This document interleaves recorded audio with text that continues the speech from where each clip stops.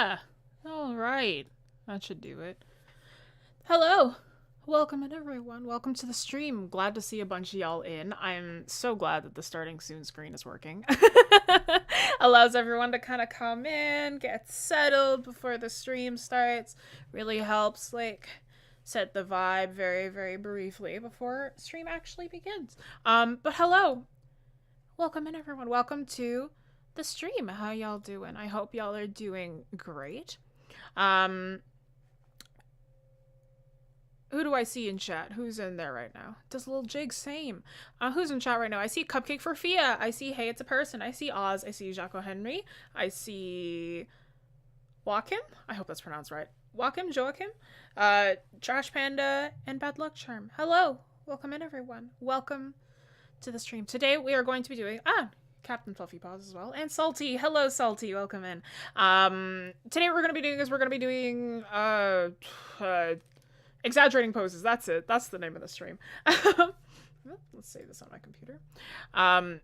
This is going to be a stream all about how to exaggerate poses, how to make poses feel more fluid, because you kind of see it a lot with, you know, more beginner artists. They don't really know how to make their poses feel nice and fluid with lots of movement. So we're going to talk about how to do that. Hello, Sleepy. Welcome in. Stream starting with an interesting tone, yeah. Is the music okay? Can y'all hear the music? I hope you can. But, like, is the music okay? Like, you weren't just sitting there in silence the whole time? I'm trying a new thing with audio, so hopefully it doesn't sound awful. What music? You don't hear the music? No? Uh-oh.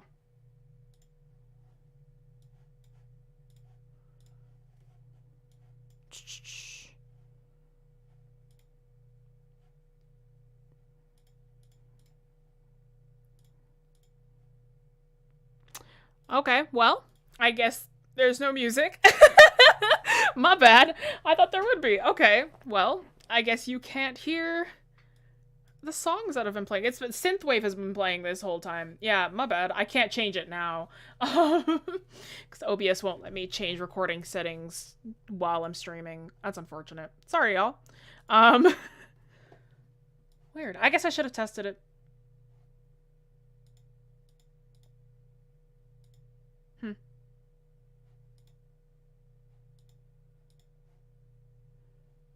Control.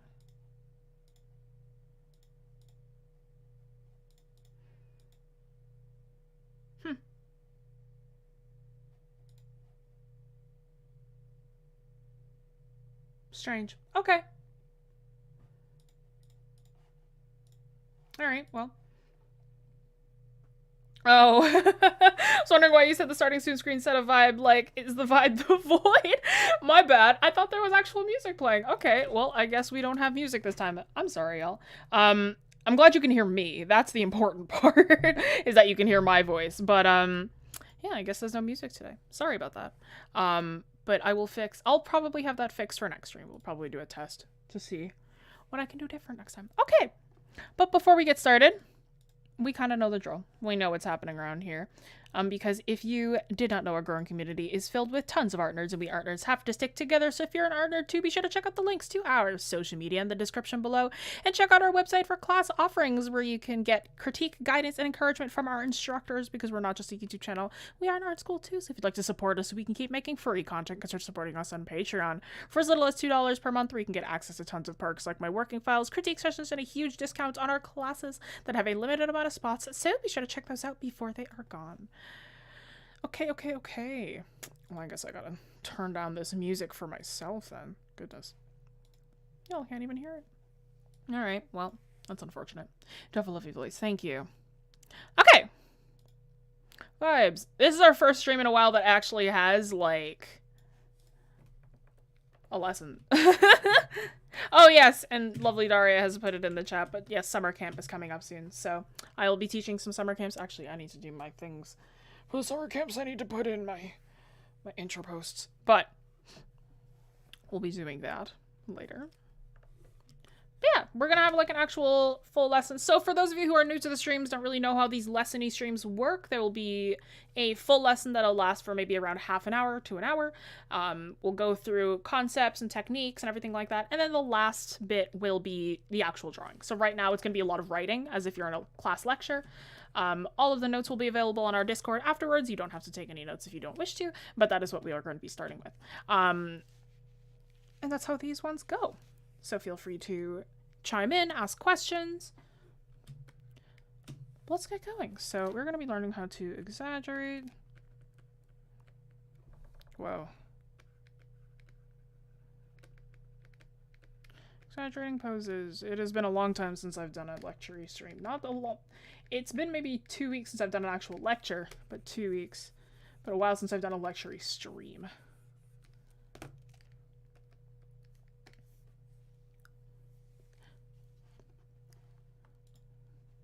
So we're going to be talking about, I have notes off to the side.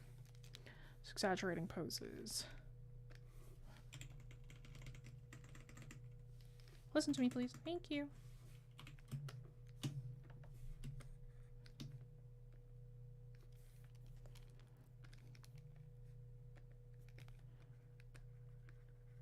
When we're first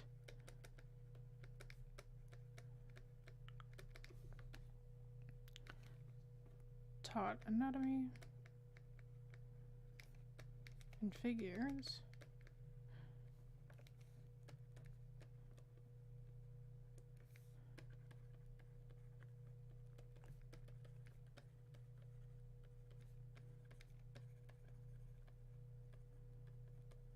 we're taught to work with geometry.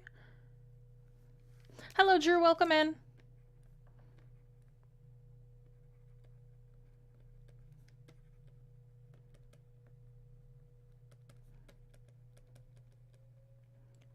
Favorite lines equals to stiffness.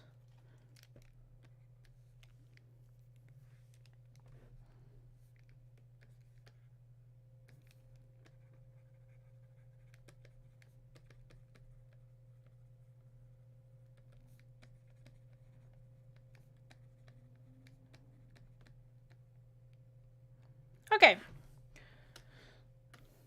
So when we are first taught anatomy and figures, right? When we're first taught, hello, LA. Hi, hi. When we're first taught anatomy and figures, we are taught to work with geometry. Like, right, like I've done it before, right? We're on stream and I'm like, hey, how do you build up your human anatomy? Well, don't you worry there, bud. We're going to be talking about, like, you know, you're going to use like trapezoidal forms for like the upper torso, or like cylindrical forms for your arms or whatever, right? All that fun jazz, right? There's a lot of like shapes, a lot of forms that you can use to build up the body. Right. However, when we are talking about exaggerating poses, how to make our poses more interesting, how to make them more fluid, a heavy reliance on that geometry. Oh, Ellie, my bad. Hello, Ellie. Welcome in. But a heavy reliance on geometry. Let me actually write that in.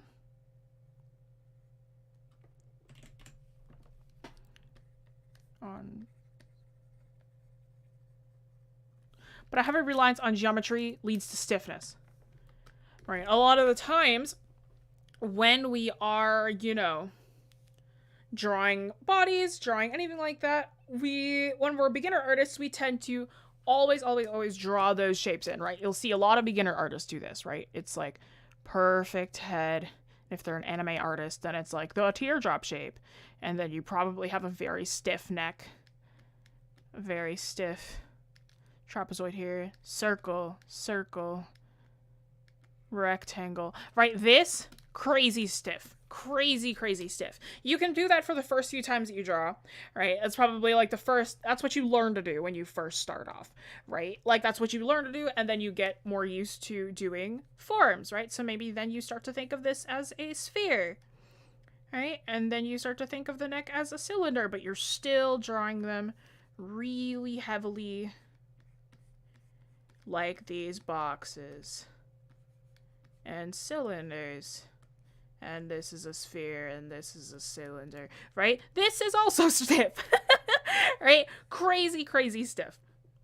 right? If we rely too heavily on those forms, they become very, very stiff. You need to know how to add the muscles back in, and then you need to know how to almost, quote unquote, unlearn them for your dynamism, right?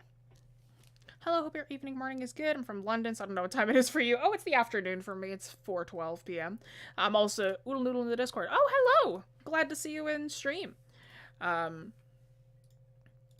yes, it's like, if you rely too heavily on those forms, it leads to stiffness, right? Your poses will become really, really stiff. It's almost like, it looks like the wooden, like, you know those like wooden posing dolls that you see? First of all, I hate those. I hate those. Like, those wooden dolls are like, they are not fluid enough, right? When you're trying to get with a pose. Like, they help with, what's it called? Foreshortening, but not so much with posing. So you kind of need to unlearn your forms to get dynamic with those thingies, right? So relying too heavily on these shapes and forms makes you stiff. Your geometry should now be pushed to the side. To over-exaggerate, you really need to forget forms, right? When you want to over-exaggerate. So over-exaggeration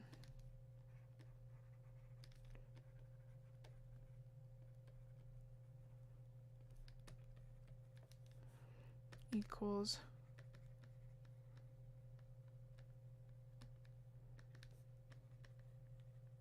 forgetting forms in a way. Feels so super stiff. Hi, Kenny. Welcome in. So your over-exaggeration means that you're forgetting your forms outright, right? If you really, really want to exaggerate your poses, your forms, your geometry will suddenly not really apply. It's now you're working in just organics, right? But the thing is that doing this takes a lot of practice, right? You need to have your forms memorized in order to forget them again. All right, and I'll explain how you do that. So I guess I should have started this off with what a dynamic pose is. So a dynamic pose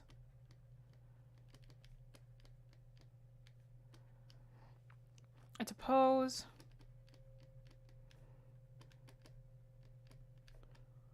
that has movement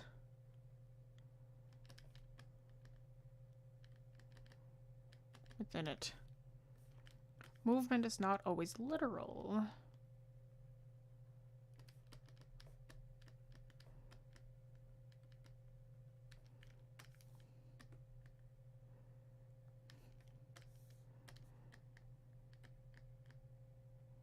All poses, still ones included,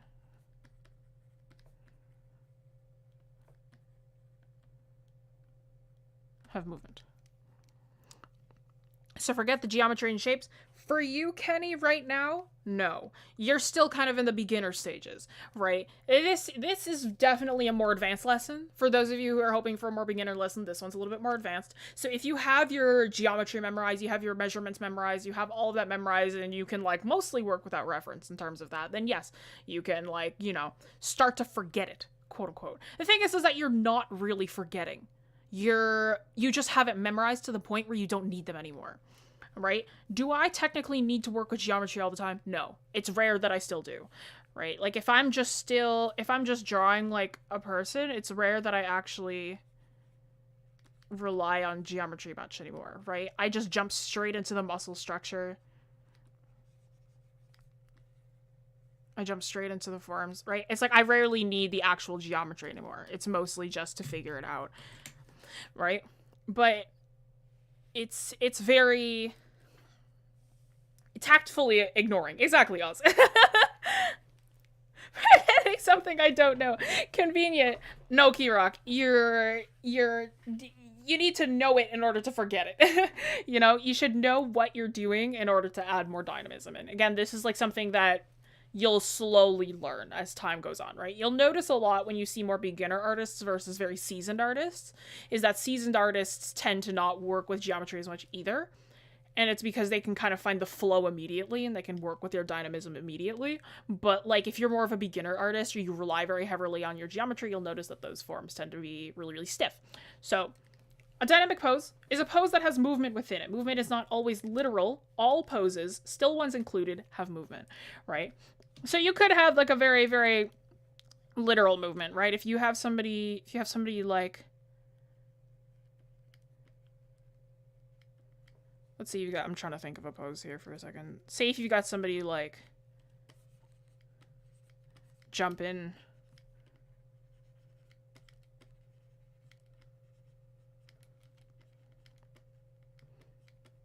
Jumping over something.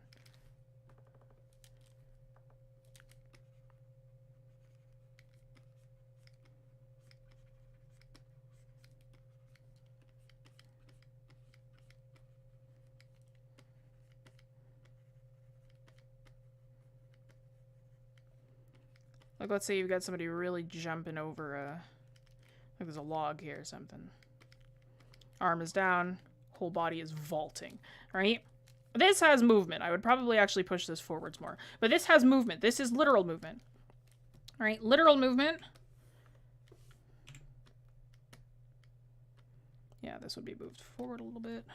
I would push this so this hand is actually more like that. Shoulder up a little bit higher. This is the bottom of this foot. So this is literal movement. The person is actually moving. They are jumping. They are vaulting over a thing here, right? But even like somebody standing still.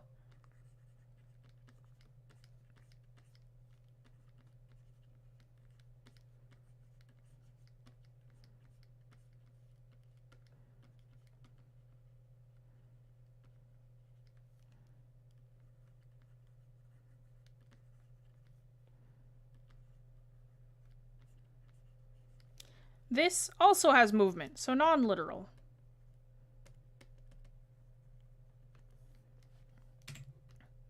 This person is standing still. This pose still has movement. The reason is because of the line of action.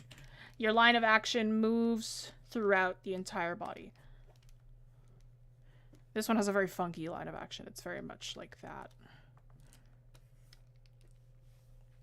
All right. You could even argue that there's like a line of action here and then a line of action here. But this one's very funky. I'd say it's more like a C. Kind of goes like that. Hey, Marlene, welcome in. Hello, Dragon was taken. I use a lot of references when I'm going back to relearning how to read shapes and forms because I lack anatomy knowledge still. Yeah, you should still use references. Like, references are something that you need all the time. It's just that references slowly become less of something that you copy and more of something that you use to reference and understand without actually needing to copy anything. Will you include foreshortening and dynamic poses? No, I actually won't be. We're just going to be talking about how to make stuff look more fluid. Hello, Dragon was taken. Drew, my OC's bodies are just square but bending in some way. Yeah, it's nice to have a simple style, but I think even the simplest styles should, like... I'll say this, every Adventure Time artist also knows how to do hyperrealism. I'll say that. Garyu the Sakandi, hello, welcome in.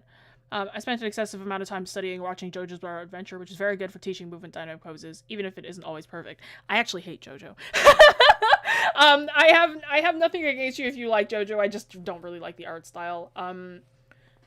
JoJo is great for over-exaggerating, though. I do think that it teaches you only one body type, maybe two, but JoJo's great for exaggeration, I do agree. I'm just not a big fan of the show or the art style, but it's to each their own. Can action poses be similar? What do you mean by that? Beanbags can have more expression than most of the faces I draw. True.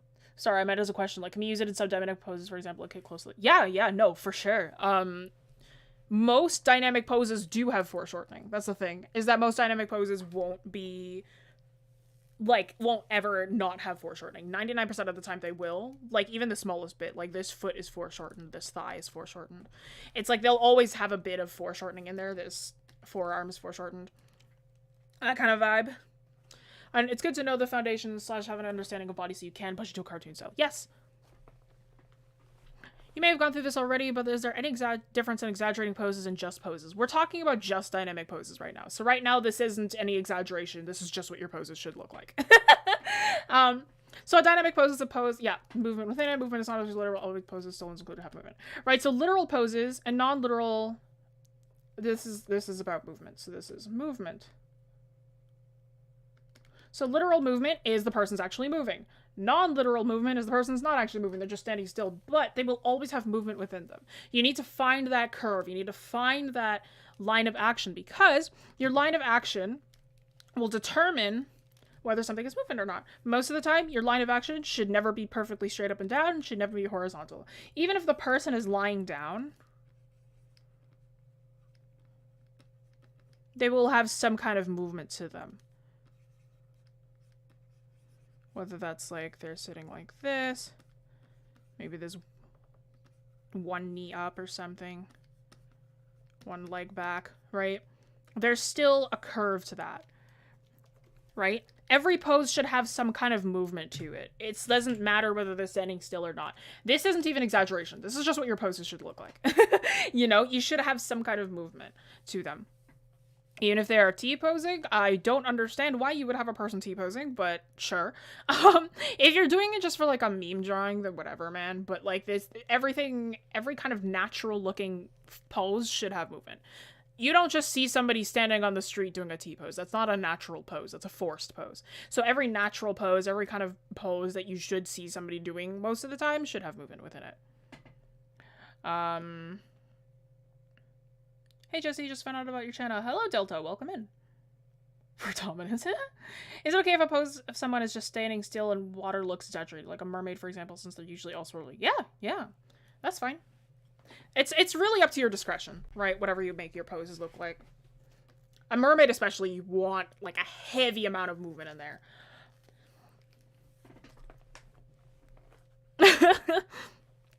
Okay. So these are for dynamic poses. But exaggerated poses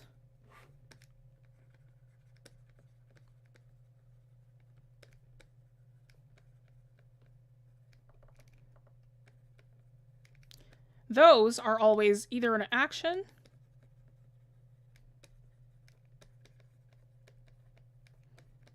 or a response. An exaggerated pose is never the in-between.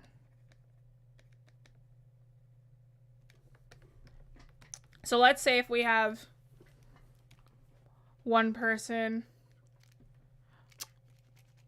let's say if we have a person standing here.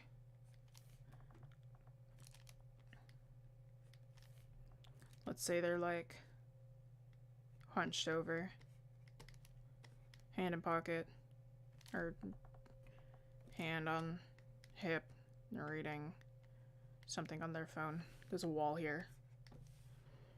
Somebody sneaking around. Right? So this is still dynamic.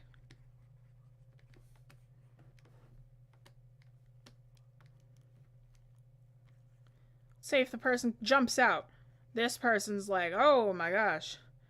Right, oh my god, this is like a...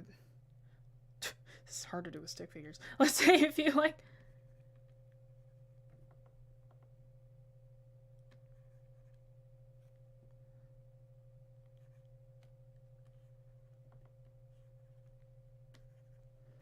Alright, so you have this person here, and this person's coming out, spooking them. They're like, blah. Right? They're like, spooking them. This person's falling back. This person is moving forwards. Right? This is now exaggerated. This is an action. This is a reaction. So the exaggerated pose is either an action or a response to an action, right? So it is either the action itself or it is the reaction, or it's both, right? That's when you want to exaggerate your poses. Think of Looney Tunes. For those of you who are old enough to have watched the original slapstick Looney Tunes, think of those, right? It's like the, like, you know, when like Wile E. Coyote's, I don't know if anybody's old enough for this. Imagine, you know, like if Wile E. Coyote, or maybe a bunch of you are, I'm not sure. Let's say Wile E. Coyote's chasing the Roadrunner off the edge of a cliff, and the Roadrunner kind of hides behind a rock, and Wile E. Coyote kind of like is running like crazy until he he sees the cliff and he tries to stop, right? That Peter, that kind of like screeching stop with the feet, that's a reaction to an action. The action is the running, the reaction is him trying to stop. Right? And then he doesn't stop, and he falls over the edge. That's another reaction to an action. Those are when your exaggerated poses come into play, right? That's kind of when you want to think about that. Our topic question, Jenny's been watching the new season of Stranger Things. Oh, it's the second last episode of Volume 1. The new season came out? I didn't even know that. Every time I draw stick figures, I gain more respect for those old stick figure Newgrounds animators. True, right? Tell me Dre slap, though. For sure. For sure. Sorry. Wow. How about evil exaggerate? Don't know what that means. Looney Tunes is my childhood. Didn't you spell it right? You're close enough. Very cool. Gotta go learn the basics first. Gonna return to this as a video. Got a wooden mannequin for poses. Pretty stiff in the middle, though. Oof. Yeah, no. Wooden mannequins are not great to study off of. Nothing could top those classic oldies. One thing I've been doing lately is just doing stick figures to try a pose, but then converting it into a bigger drawing of an actual person. It's hard. Some people do that, yeah. I don't mind doing that, but it's like I prefer having, like, a skeleton. So long I forgot to spell Looney Tunes. No spoilers about Stranger Things. I haven't seen it. I didn't even know the new season came out. I guess I'll watch that eventually. Aren't Looney Tunes what Canadians call their money? Okay, Oz. But yeah, so exaggerated poses are either an action or a response. Never the in-between. So this is like your dynamic poses beforehand and your exaggerated are those. When you do exaggerated pose, when you do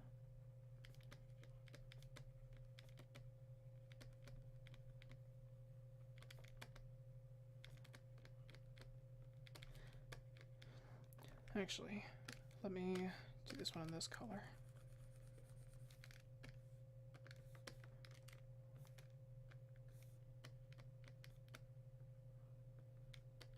You need to think like an animator.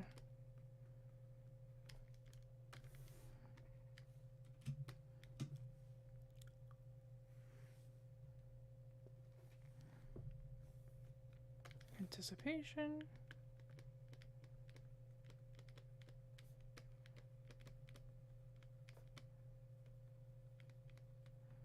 And follow through.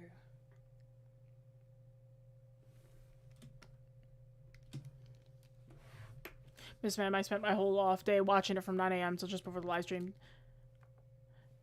Did I attempt to draw? Yes, only a cylinder. I see. I draw every day, so can't relate. But, you know, some drawing is better than none, I suppose. One of my friends uses the wooden figure religiously. It's a mistake that some people do. It's okay. Like, it's not technically wrong, but it does hinder you. When you draw a pose, do you always start with the head? I tend to, yeah. Sometimes it depends. Actually, it depends. If I am doing life drawing, then I start with the torso. If I'm doing it for myself, then I start with the head, yes. Currently shading clothing right now, so that's fun. Clothing is so fun to shade.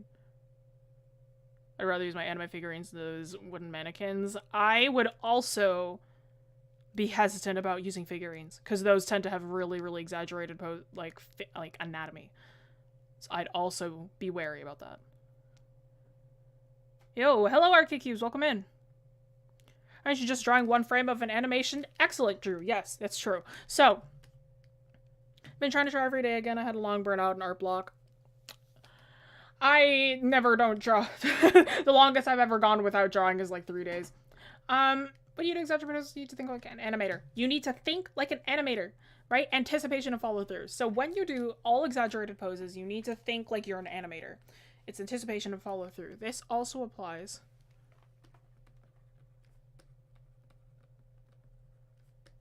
to comics and sequential art. Right, so this applies to comics and sequential art. When you are doing any kind of action within a comic, you need to make sure that you are drawing the anticipation and the follow through. What does that mean? So say if we have somebody who's... It's like the anticipation, the follow through, and the peak. I don't know... And the peak. I guess I'd call it that. I don't know if there's an actual term for it. Well... No. Okay, hang on. So let's say if we have somebody jumping, right? Let's say we start with somebody running, right? They're running. They're about to make a big... about to make their big jump.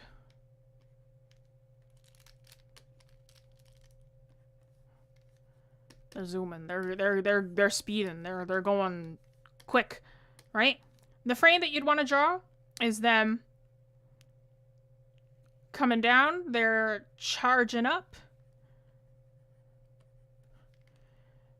Frame. So this pose, this is the anticipation, right? It's the anticipation for them to jump.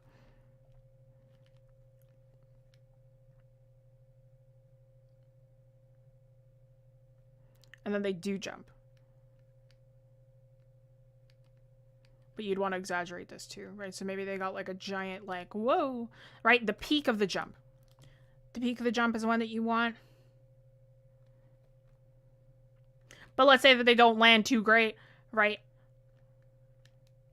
So what you do is they land on their face, and it's right at the peak as their body kind of skids and their legs fall up, right?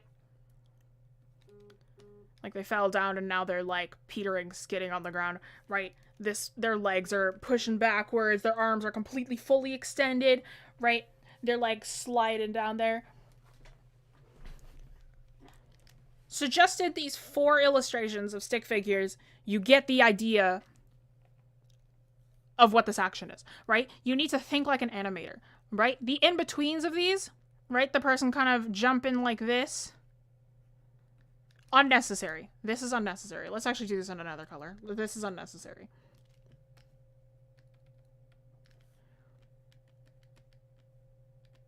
This is unnecessary. Of them coming off the ground, it feels stiff, right? The person who's a little bit afterwards, where they're completely flat on the ground, this is also stiff. It's like as if there's no movement in this. They're perfectly flat on the ground, right? This feels more fun. It feels more exaggerated. Right? So those kind of like after poses, right? While these are a lot easier to draw, they're not dynamic and they're not exaggerated, right? You want to be able to have that sense of exaggeration within your work.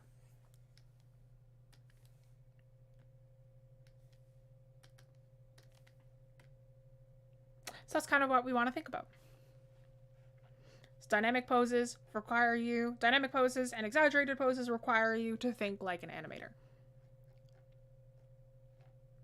So my main tip for any kind of exaggerated pose, right, is to think like what you would see within that action, right? Let's do another pose. Like, let's say that somebody's reeling back to punch somebody. That's the popular one. Let's actually kind of plan this one out.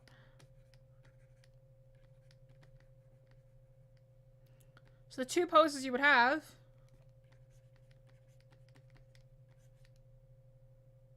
is maybe somebody reeling back like this, like way, way back.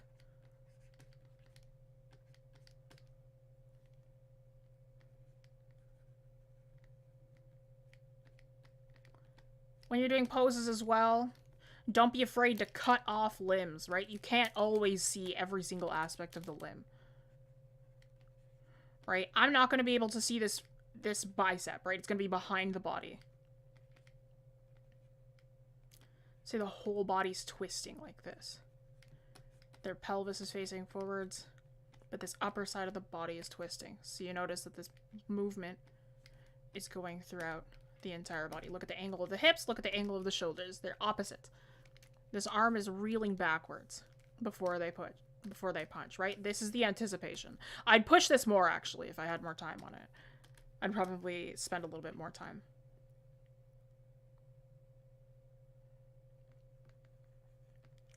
And then you don't just draw the person punching, right? That's a really big thing. Wind up the punch, yes. Like, that's the big thing, right?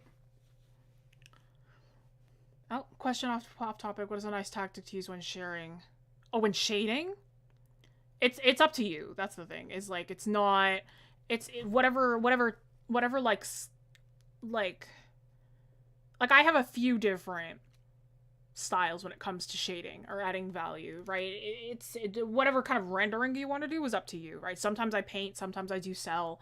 It's not necessarily about what's the best one or which one's the one that I recommend. It's more so what you think works for you. And then you just have to stylize it from there. Like, work with very, very basic, like, black and white values first. Understand how those work. Understand how your forms will, how light will hit form, so on and so forth. But the actual rendering, that's up to you. Shading is kind of a guessing game. No, it is not. Shading has a science to it. It is something that you learn to do.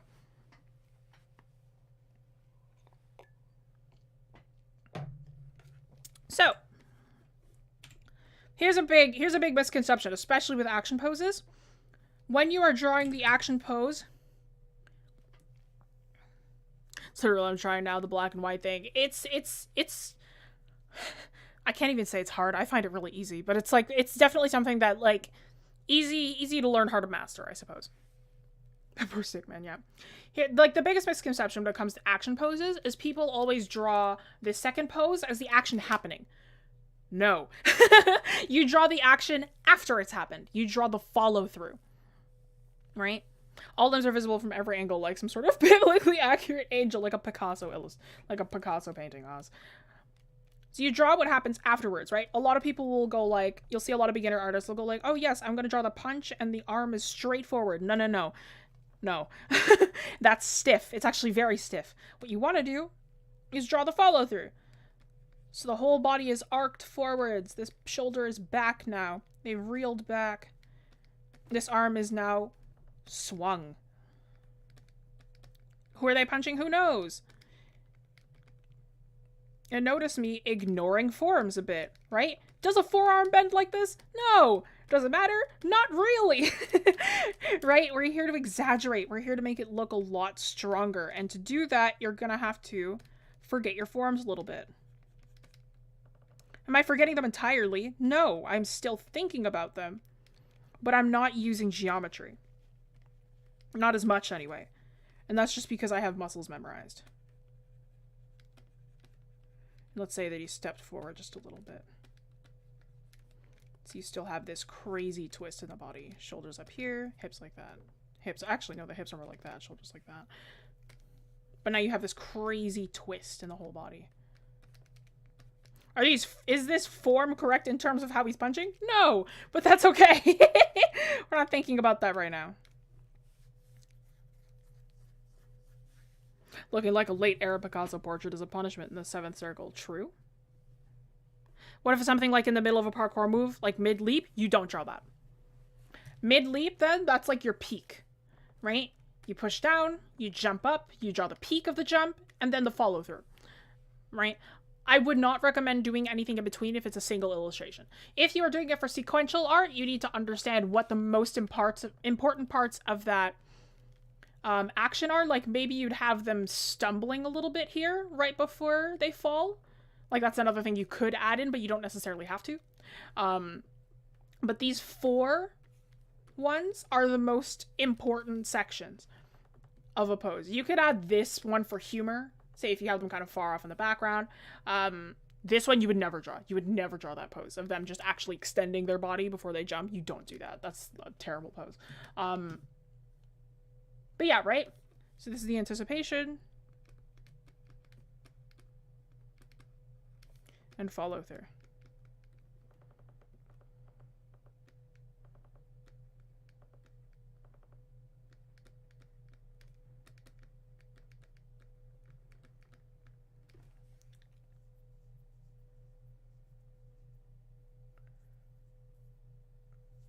But yeah, so that's kind of what we want to think of when we go with exaggeration.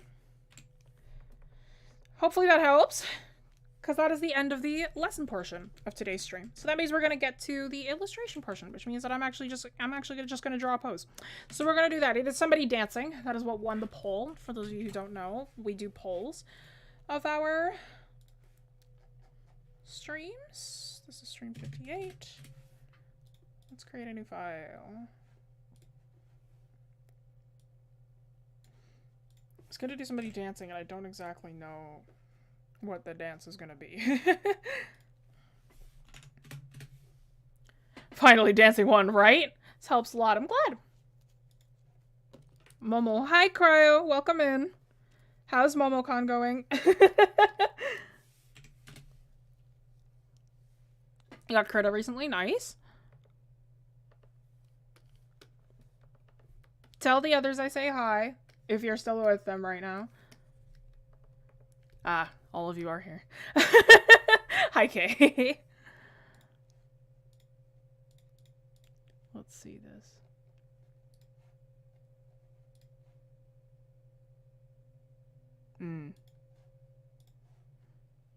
It's fun, lol. Have a great lesson. Thank you. Hope you guys have fun too. Tell the others I say hi. Okay. Tag you when you're done with the stream so you can see how the grayscale thing is going if you want to see. Nice. The people from the show that should not be named. Yep, that's it. No, okay. Yes, the people from the show that shall not be named. Correct.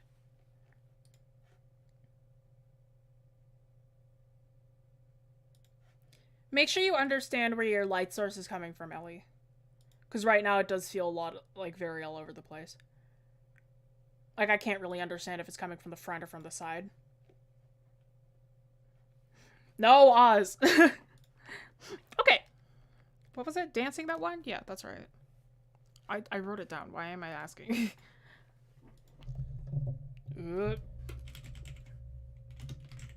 Dance poses. I should have thought of this beforehand.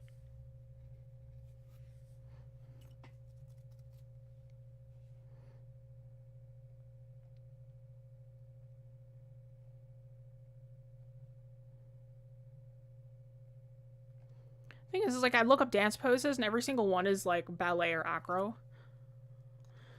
I'm glad I'm alive because I'm excited for this lesson. Excellent. We just finished the lesson portion, so we just finished the actual lesson portion. Now we're just drawing the pose. How often do you think of the demo drawing beforehand anyways? Like never. it's no, that's not true. Sometimes I think of it. Copium. The thought will be there. Knowing us, it'll be probably turned into a video as well.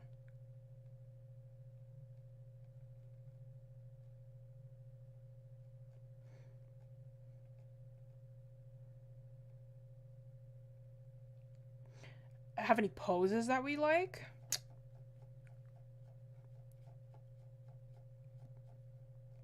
I'm a really big fan of, like, jumping poses and dancing poses. I really like acrobatics poses because I really like the really tough kind of anatomy when it comes to that.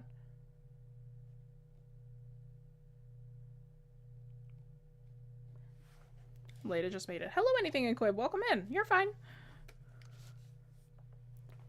I enjoy your vids. That's why I'm happy to Discord then to the stream. Nice, nice. I want to learn how to animate dancing. This is really helping. Oh, well, I'm not animating it. I'm just drawing it. How about the swing of a sword? Well, that's not a dance move. Dancing is what won the poll. I think I've got it.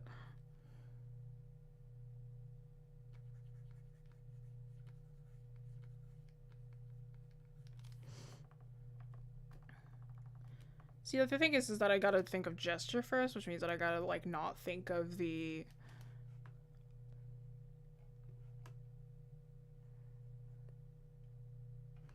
Like, basic contrapposto standing pose. Looks lazy, but it's my go-to because I could do it in a second. Big understandable. I've gotten really bored of those poses, so I, like, rarely do them. I mean, I have to do them often, but, like, I find, like, I'm just like, man. It's like I could do something else right now.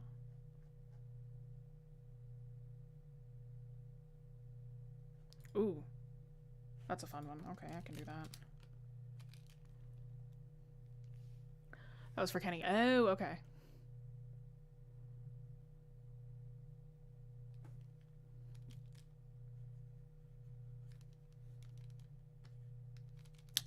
I should actually... Here's the real kicker. Oh, I don't know what character I'm gonna try.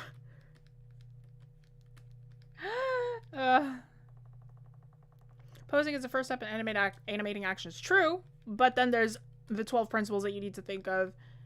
And then there's the actual, like, action that you gotta do. Dancing is the toughest form of animation. Or it is, so I've been told. It's one of the toughest forms of animation. Have I ever attempted it? No. I'm not an animator, not even close.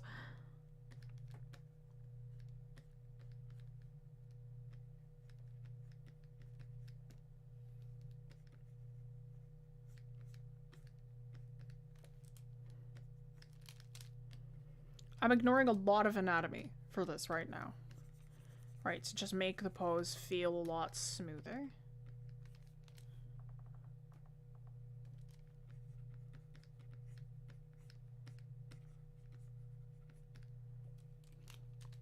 I animate too much. I don't animate. I could never. Like, I mean, I've done it before. Like, I did it for college. I did it for high school. I was like, every single time that I animate, I'm like, ah, maybe I could try animating again. I'm not patient enough, man. I've been ignoring a lot of anatomy since the late 90s. You're not even old enough for that.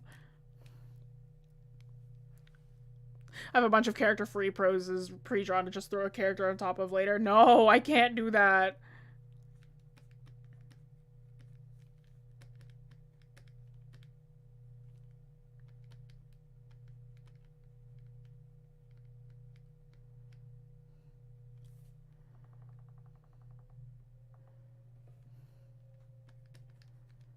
This is a toughie.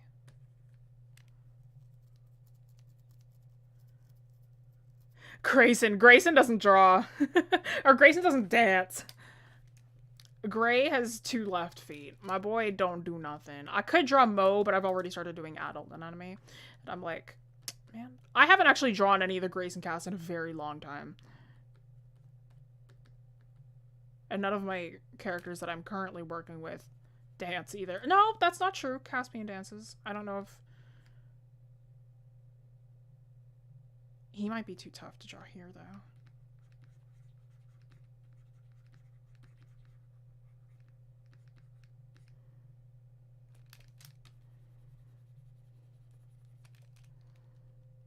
I've only tried stop motion once with one of your figures. I feel you used to animation college. I haven't really done it again. I'm too impatient. I did it literally only because it was part of game art. This is actually incorrect. I did it because I was part of game art. And, like, when you do game art, you are doing, like, every aspect of game arts. So that's the modeling, that's the animating, that's, like, everything when it comes to that. Okay, wait. I'm doing that thing again.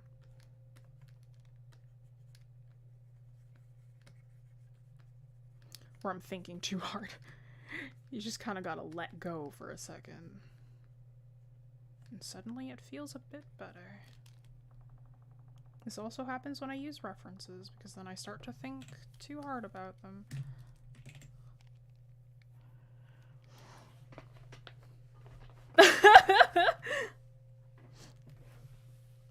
Why not do the demon hand dancing? Gulrathel also does not dance, and also does not have human anatomy. Trying to remember what Caspian is wearing with. That's past PG. Oh, it's past PG. That's why I'm not drawing him. 90% female version of Buddy. His name is Pal. Nice.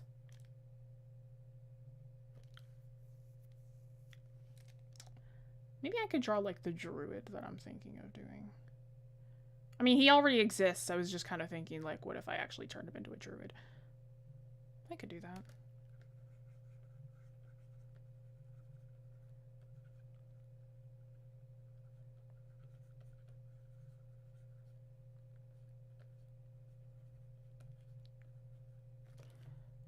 Then that's once again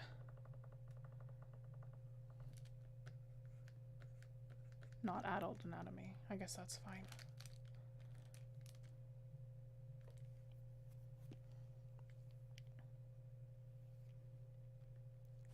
Honestly, you're already teaching me more than your new university is. Sheesh.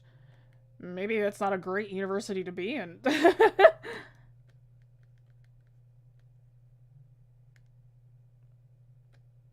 Considering you're paying for it.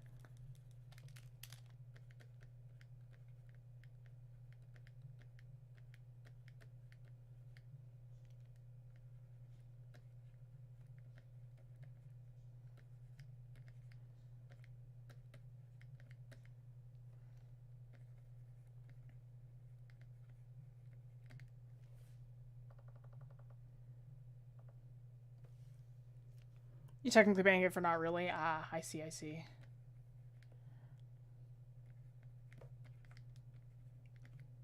I mean, then if you don't think you're learning anything, then maybe you should switch. Give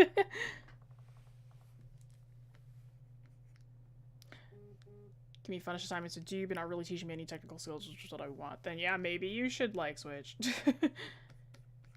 If you're not really getting what you want, you should probably get out. It's not good to waste time. It's why I'm not in game art college anymore.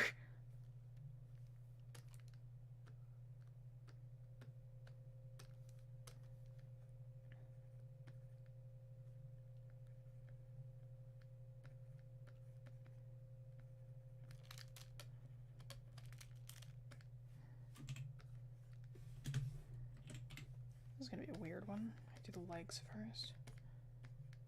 Bro, I am struggling. Mm-hmm. Okay, wait. I don't want to be here forever trying to figure this one out. Let's switch the pose, just because I don't... Like, I would normally sit here and try to just figure it out, but I don't want to... I don't want to be here forever. Okay, I can work with this one. 3 times the charm on this drawing. Yeah, no, I'm like, I totally would just sit here and try to brute force it, but, like... Let's do something slightly easier. Because I don't want to be here forever. So it's probably better to just switch the pose entirely. This is a good one. That's not too bad.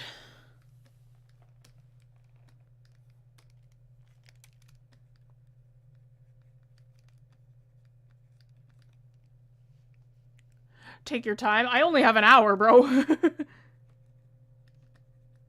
And usually it's better when you do exaggerated poses to work very fast in the beginning, because then you're only thinking about your gesture.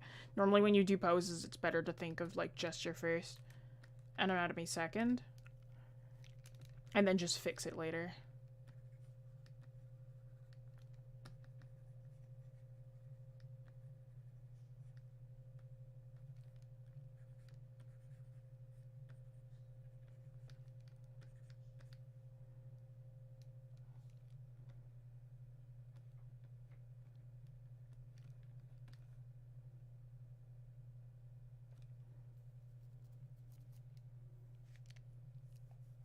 What's the pose now? It's still a dancing pose, it's just I've switched what the actual pose is gonna be.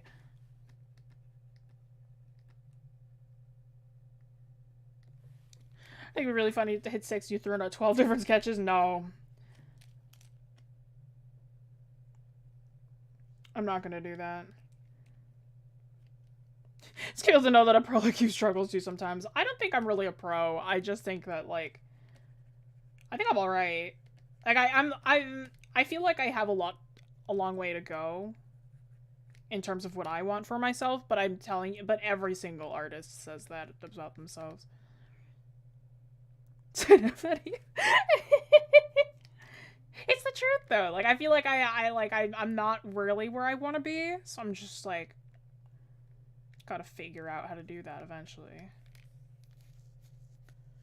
Comes to digital, do you treat it like your piece of paper? No. I find that I work differently when I work from one or the other. This should be higher. Yeah, struggling is just part of drawing, bro.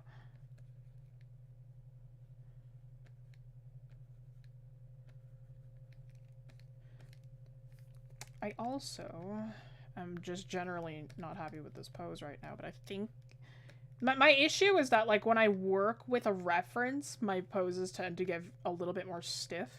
Because then I'm like, oh, I need to make sure that this reference feels accurate. But then it loses its movement.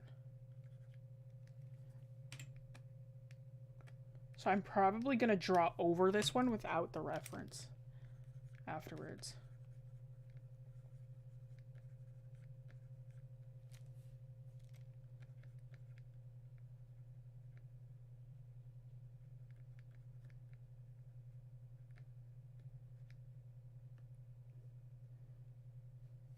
Actually move this down.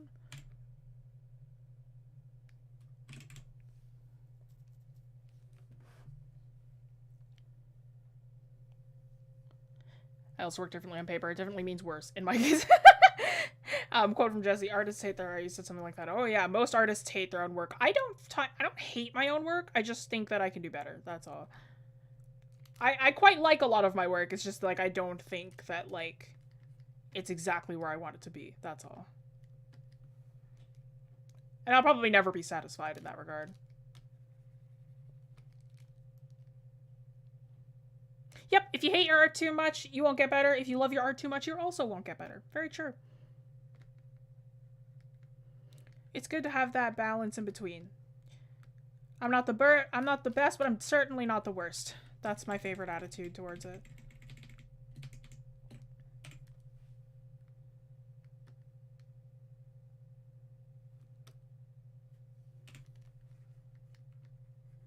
The whole body's like smushed here.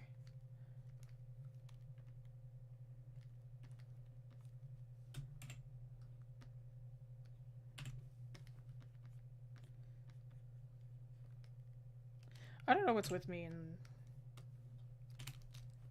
making like dancers have tails. Like I just think it's just like my fantasy characters that have like tails. It's like, yep, you're a dancer now. Ironically, I don't actually have a lot of characters that can draw. Most of them can either sing or dance or like play an instrument or something. It's rare that they could actually like draw. I think I have like one character that can draw. I'm the best, just not at the moment, yeah. From hating my art, that did improve me a lot because you get to learn from having a better version from what you see. I don't agree. I think that, like, usually if you hate your art all the time, you're doing nothing but learning to hate what you once loved. And it just hurts you as an artist. A lot of students in my class are like, bleh about their art. I mean, I guess it's good, but I don't need to hate it. Yeah. It's like, I find that, like, if you do nothing but constantly hate on your artwork, you're gonna start hating art itself. You see that a lot online. It's like, man, I'm an artist that hates art. I'm like, if you hate it so much, then why do you do it? You know? You have 3 characters that you draw. Currently? Same. No, you know what? That's not true. I have 3 favorite characters that I draw the most right now, I think. But I draw a lot of characters right now. Like I'm in one D&D campaign, and then I watch another one that I'm obsessed with, the show that shall not be named, and then like, well, my current D&D campaign isn't being posted anywhere. It's set in Taldore. Like having a lot of fun with that. Yep, art is like 80% mileage. You're not gonna get that mileage if you aren't enjoying what you make. The truth. You need to enjoy what you're doing as well, in order to want to push yourself. You know.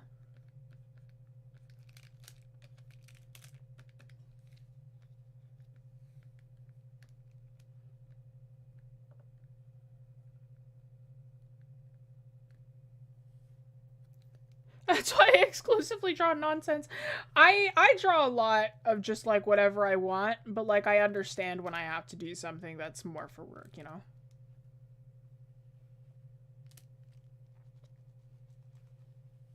I feel maybe that's one of the reasons I got burnout. Just like hating your work all the time, that's definitely a reason.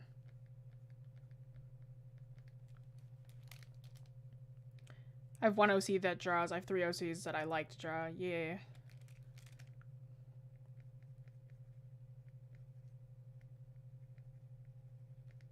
Man, I haven't drawn this kid in forever.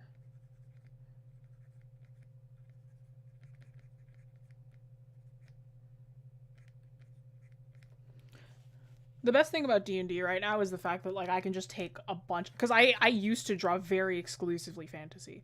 And then I switched out of it as I got older. But now I can just, like, I still love these characters. I can just translate them into D&D.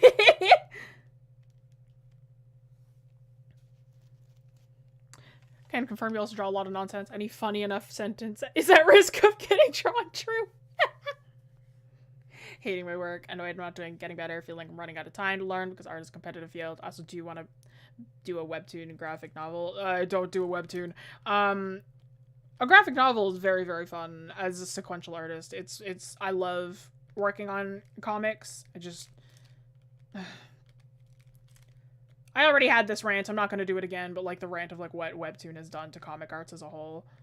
Like, I love comic arts so much. It's just such a shame what's happened to it, you know?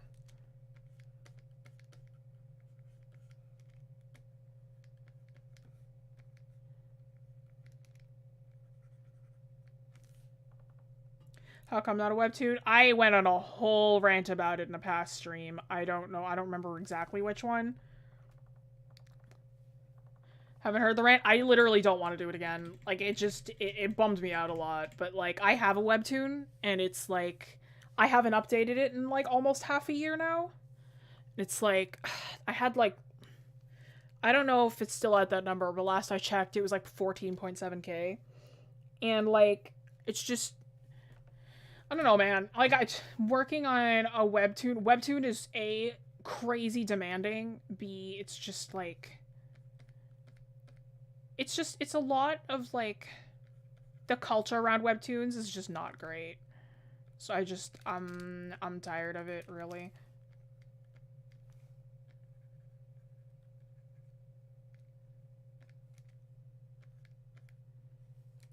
Hi, hello, welcome in. I'll end up doing a webcomic of some kind then, yeah. Yeah, even, like, because, like, even webcomic artists get their comics called webtoons. And it's like, man, it's not a webtoon, though. It's a webcomic. It's very different. There is a difference. I think the rant was in the Turning Red stream, if anyone's curious. Was it? Oh, you know what? Yeah, you're right. I was in the middle of drawing the... Yeah, I was drawing May, I believe.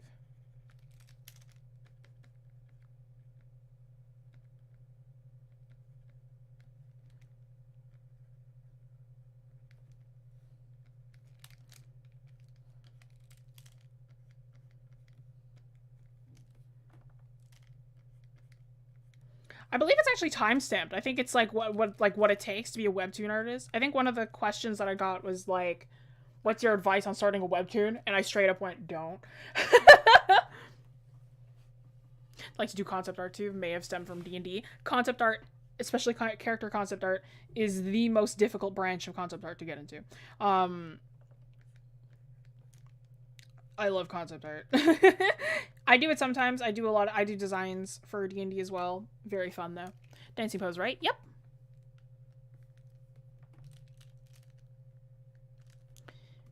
Concept art, you need mastery to get into concept art. That's the thing. Is like even entry level poses, you need to be a master. Entry level positions require mastery, which is like really, really tough.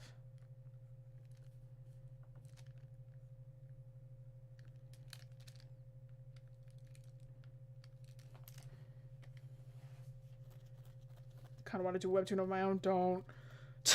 Save yourself. So I feel like I'm bad and running behind. The thing is that a lot of people, when they're entry level, a lot of entry level artists are around their 30s. Because it's so hard to like get into the industry. How are you? I'm okay. Hope you're doing well as well.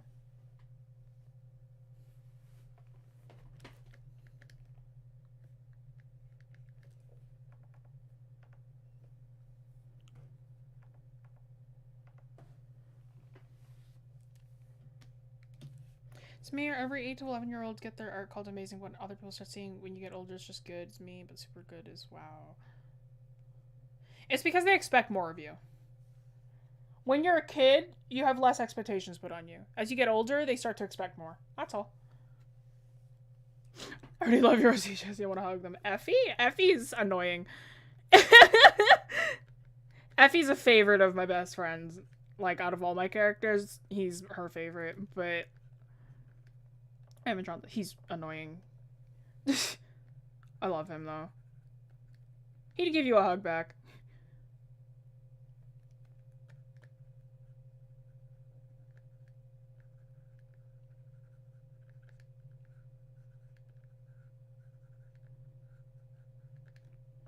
He's simultaneously my edgiest and least edgy OC. look great, thank you. Hi, Yaku, welcome in.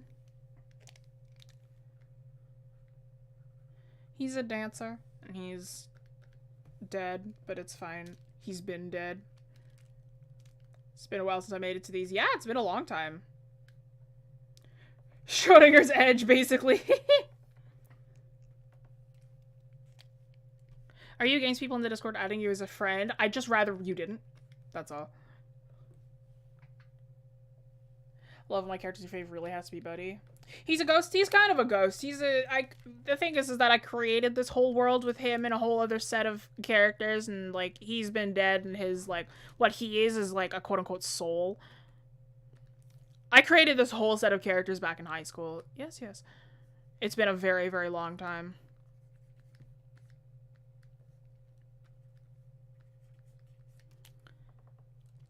Yeah, and he's been dead for like 6 years. But like because of the afterlife, he isn't actually dead, and he wants nothing more than to die. That's his whole thing. But he's like I respect it, yeah, thanks. But he's like how do I explain Effie? It's like he's so like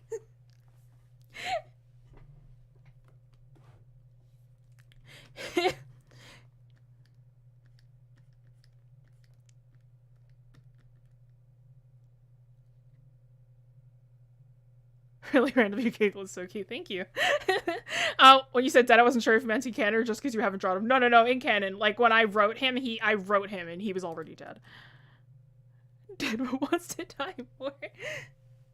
He's like, I literally don't know how to explain Effie. Like it's so okay, so he died when he was a kid, and like he just like he woke up and he was like a soul in like the afterlife, right? And he's like, bro, why am I here? He's like, I wanted to die.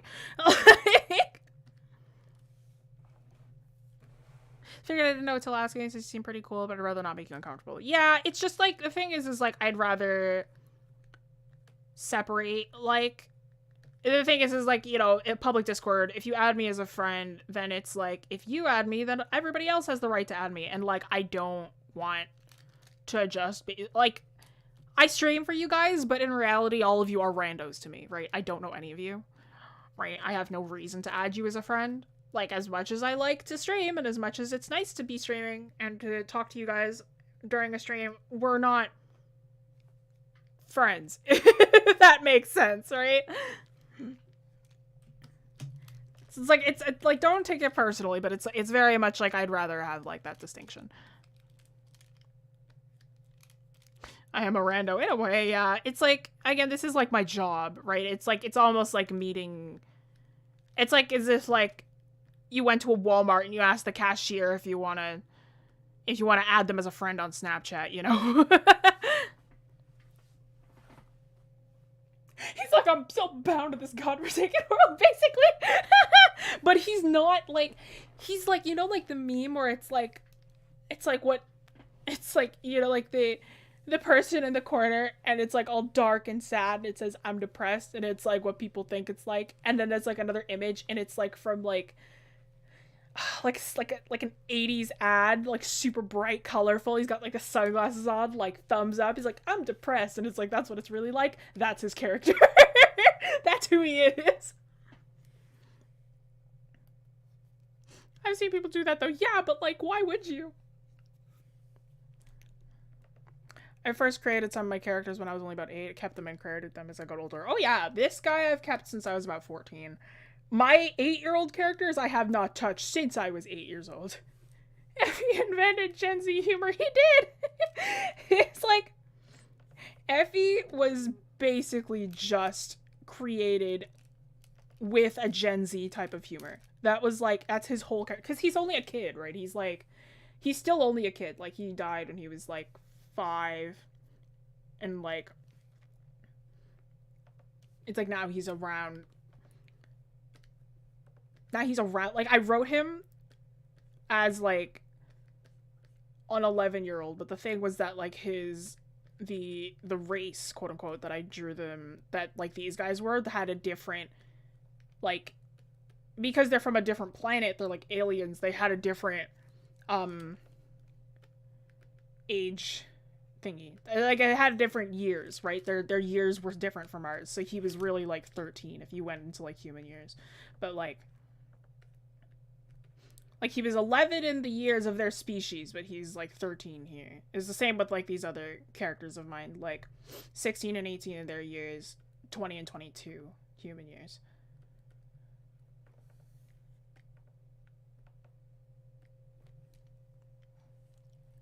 Hello, Meredith. Welcome in. He doesn't get to age. Well, I mean, he's not. It's not like he's 3,000 years old and looks like a 13-year-old. Like, he is 13 and looks like a 13-year-old. You know. I hate that trope. 3,000 years old and then looks like they're 12. Like, I hate that trope. It's like, I didn't want to put that. Like, with these, like, souls, like these, like, ghost people, like, I put them as, like, they have the option to keep aging, and he wanted to. Because they're very much, like, it's almost as if they're, like, quote-unquote... I wrote them in a way where they almost were, like, their souls were almost, like, digital copies of their bodies. So he had the option to, like, rewind, or go forward in time, or go reverse, right? It was a weird thing. When I say please really fast, I think I'm saying police. And acts like he's 13-year-old? Oh yeah, no, he acts like he's 13 years old. It's like you're talking to, like, a strange teenager. I don't care if you're, like, a teenager right now and you think that you're, like, normal. I promise you, as you get older, you're gonna go, like, what? You know? Yeah, Biscuit Hunter Hunter is my favorite of that trope because it works perfectly. I thought I was gonna hate Biscuit when I first saw her because I was like, oh no, she's older and she looks like that. I'm like, I'm gonna hate her. She was a lot of fun. She was a great character. And, like, that's how you do that trope right. Right? Because a lot of the times they do it to be creepy. Like, they have that trope just to be creepy. But, like, I like the way they did it with Biscuit a lot. Am doing it so true? Did you hear Hunter x Hunter's coming back? I did. They're starting the manga back up. The thing is that I didn't even read the manga. It's like, I don't have too much attachment, but, like, I'm like, yeah, that's great. My Hunter x Hunter phase has since ended, so I'm just kind of like, that's great, guys. I'm glad that you're here. I am not going to be drawing any Hunter x Hunter, though. I am now in D&D purgatory, so that's where I lie.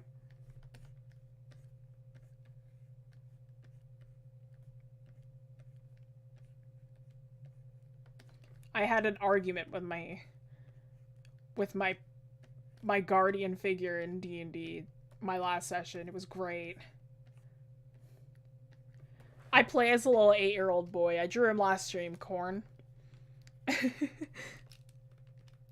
The voice that I do for him, one of the other players, he was like, you know, the voice that you do for Corn, it's really similar to, like, Ash Ketchum. And I'm like, you know, that's what I was going for, so thank you. Just he's mature now? No. No. People say that I am mature, but I think I'm just apathetic. I think that's all. D&D, yeah, I play as a little dragonborn barbarian.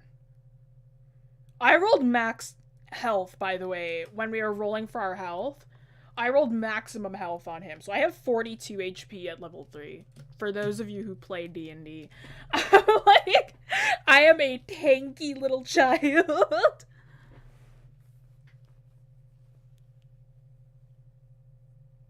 It's like looking when he was born, it's just like, what if I get rid of this? He gets rid of it, he starts to fade, like, oh no, that's not good. Let's put that back there. There was a thing where, I had this, like, little cringe series of mine when I was younger. I'm not going to talk about it. I'm not going to say what it was about, but it was like Effie met up with, like, this shapeshifter, and he was like, oh, it's like, let's shapeshift to Effie. Let's see what happens. Because, like, his innards would change too. And he was like, what? Why does it feel so awful to shapeshift into you? And he's like, oh yeah, sorry, bud. You're gonna switch back to yourself there. I'm kind of devoid of stuff, if you catch my drift. Because he's not really there. He's like a ghost, right? So it's like going from having internal organs and, you know, a lot of stuff to just having nothing in there. Not a great feeling, probably.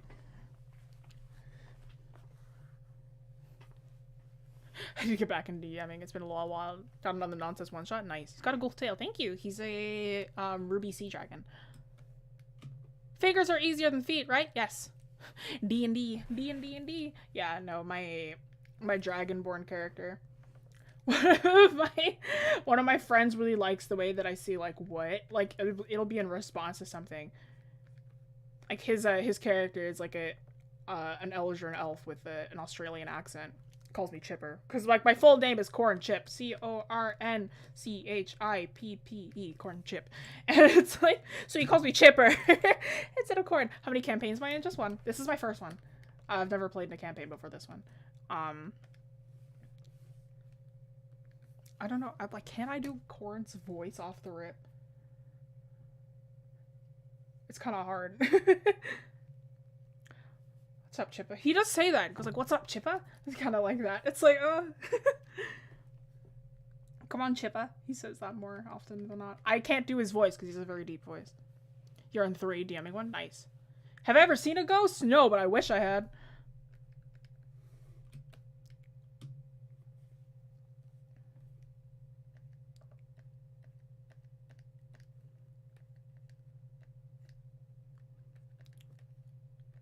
In the most recent campaign that we played, one of my guardian figure, quote unquote, he was like, he needed to, we had the option to either stay at the inn or go to another character's house, right? Lunan is his name. And we were like, he offered us to like stay at his house instead because he's like, you don't have to pay for a room if you don't want to. I'm offering like guest rooms at my house. And the thing with Lunan is that he's this really mysterious character. I love Lunan. And he was like, so, you know, Corn, as a little curious child, is like, I want to go stay with his house. But the thing is that, the character that's, like, watching over me, Pierce, he's made plans to meet up with an NPC in the middle of the night to, like, ask questions. And he was like, no, we're gonna stay at the inn tonight. So I got into, like, a little argument with him, like, why won't you let me stay? Do I have an activation phrase for Corn's voice? No, not really. I kind of just, well, I mean, I guess I could just do like that, what? Like kind of like that kind of thing, but like,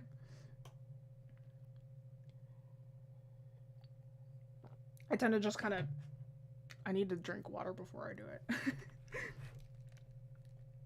One of the lines that I said in the campaign that I really liked, it was like, another character, Atros, was like, I can watch over Corn, and then like, I was like, what do you have against Lunan? And then like, it's just like, I kind of want to see what his house looks like though. It's just like hours of doing that voice. It kind of hurts. Yeah, I read you the first time, Meredith. I just don't really know what that means. I don't mean to be awkward, Bean, by the way. Am I okay to tag you in art post every once in a while? Whoa. Every now and then, or is that uncomfortable for you as well? You can, just don't do it often. Like if you're gonna tag me in something, like make sure it's like you want advice, or if you want like if you have a question or something. Like, try not to make it like, hey, come take a look at this, like, all the time. Oh, John Mulaney? I don't watch any stand-up. That's what I mean. Yeah. If you have a question, yeah, for sure. But just, like, don't tag me all the time. I'm okay with every once in a while, but just not all the time, you know? These eyes aren't very successful, but I can live with it for now. Oh, I'm sad.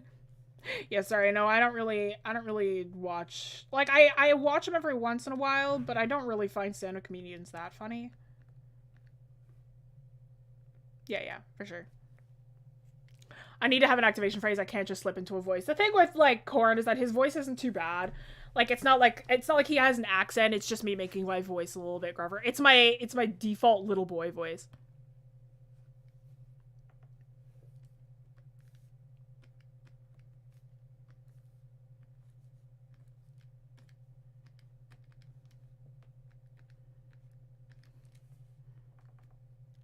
Your husband catches you doing your voices all alone all the time? Nice.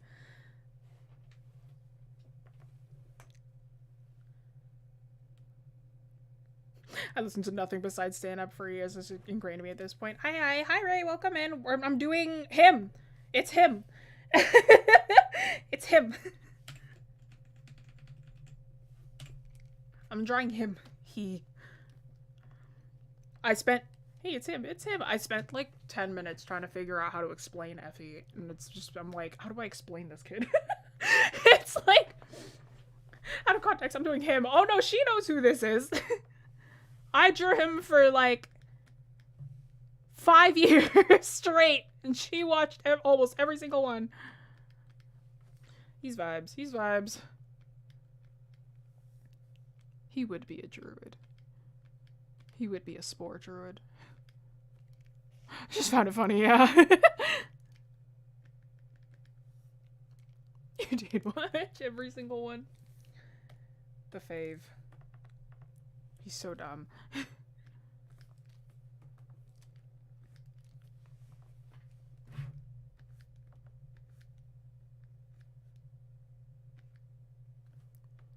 Started experimenting with CSP animation. Nice. What'd you find out? It's really nice. Yeah, CSP animation's not too bad. I was kind of annoyed with like how you copy over frames, but like that's probably just me being annoying and not knowing how to do it.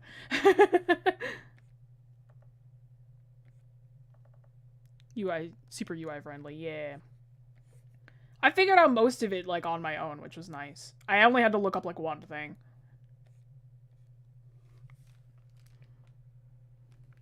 Yeah, I tried CSP animation for a stream. I was struggling. I was like, man, I don't know how to animate. Animate on Critto, let's go. For some reason, when I try and make something serious, I write it in comedy type. When I try and do something funny, it turns out kind of painful and sad to read. That's why you gotta have that balance. You gotta make sure that you have the balance of the pain and the fun. You know, that's how you write the spice. You know, you can't just have it all painful, or else it gets dry to read. You can't have it all funny, or else it gets exhausting. So you have to have a bit of both. You know? That's how I was writing Grayson as well. It's like it had some of its spooky moments, but it definitely was gonna have its serious moments, but it's like it was mostly just kind of funny. I didn't want it to be super serious or super scary all the time. Angst within humor is the spice of life. Absolutely true. So true. That's how we do it, boys.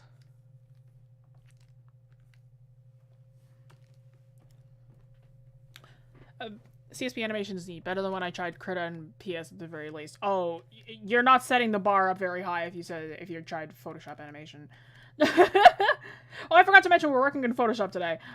But yeah, no, Photoshop's animation is horrible. It's so bad. Like, I cannot stand Photoshop animation. Like, maybe they fixed it since the last time I used it, but like when I used it for the first time, I was like, what is this? This is horrible.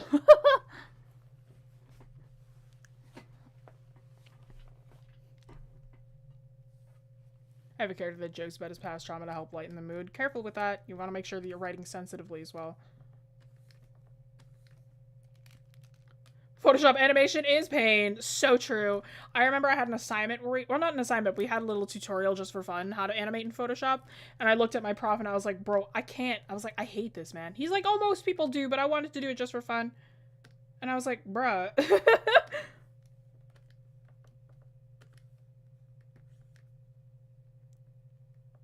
Since when does Adobe fix features? You've got a good point.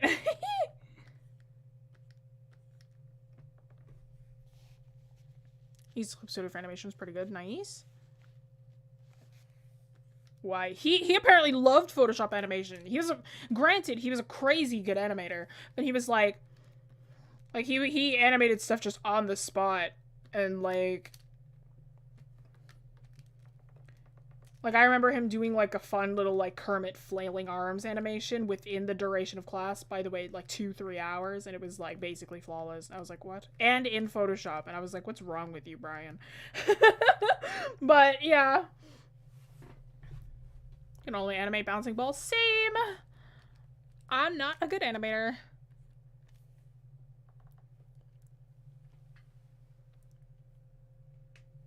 All Adobe products are just decades of band-aids on top of each other instead of overhauling anything to improve it. The truth. It is what it is. The thing with Photoshop and that kind of deal is like they've it's less that they've started focusing more heavily on the photo editing aspects of Photoshop, so it's not like they're really gearing towards illustrators anymore.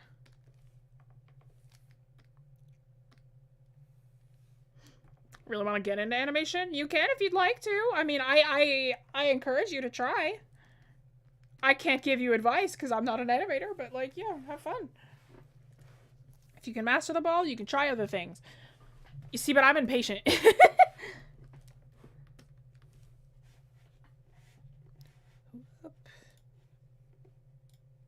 Who's adding me? Oh, I see.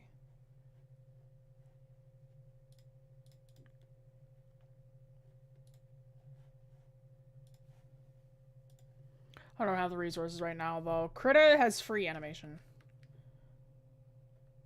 Crit animation is just doing the bouncing ball over and over again. The truth.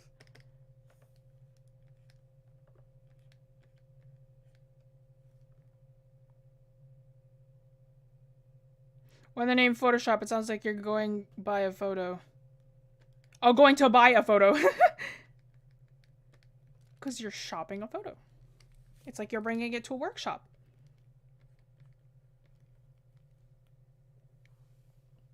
I theoretically could animate. Unfortunately, I like myself too much, too! Thanks, Oz.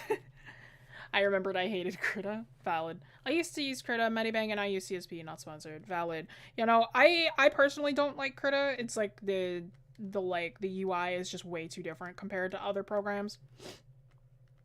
The UI and shortcuts are just like completely different. So it's like if you ever wanted to switch out of Krita, it's gonna be really tough.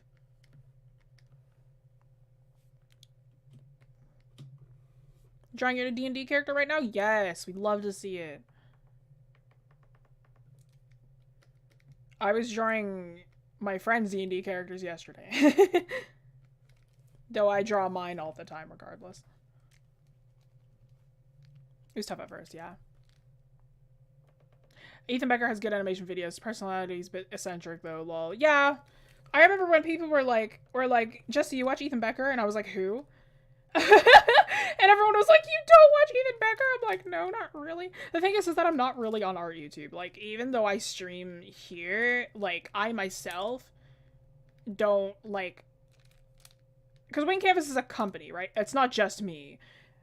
Right? We're an art school. So I'm, like, not... I'm the animator. I'm the streamer, but I'm not... It's not my company, right? So it's like, I'm not really on art YouTube a lot. So, like, I watch a lot more, like, Let's Players and, like, just general, like, variety show content creators and so on and so forth, right? I don't really watch a lot of, like, art YouTube. So it's like when people are like, you don't know Ethan Becker, but you're an artist. I'm like, I don't really watch a lot of artists on YouTube. Not gonna lie. Shading denim shorts. It's not too bad. Shading denim's pretty easy, actually. Shading chiffon is tough. You ever tried shading chiffon? That stuff is terrible. Chiffon and Sharpa. Chiffon and Sherpa are the worst. Oh, Tool is really bad too. Shading Tool is really bad. I thought it was Alan Becker. As much as I love what I'm drawing right now, I can already see myself cringing at it. It's how it goes.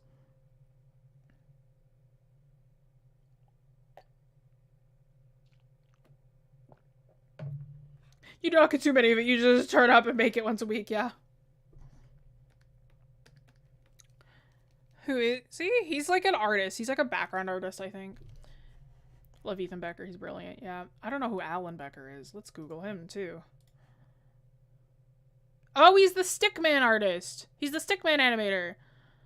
Ah, I was like, that name's familiar. I don't know who that is, though. You're just gonna try shading in some shadows and then textured brush to give across denim. Yeah, that's how it goes.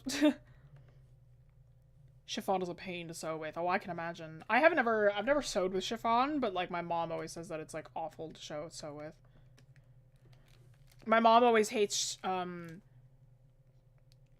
sewing with Jersey. That's her least favorite. Helen Becker defined a generation. True. You're so good at drawing. Thank you. Thank you, artificial cherry flavoring. Yeah, Stickman in Minecraft. Yeah, I was like, that name is so familiar, and I'm like, oh wait, the Stickman animator. It's like I do know him.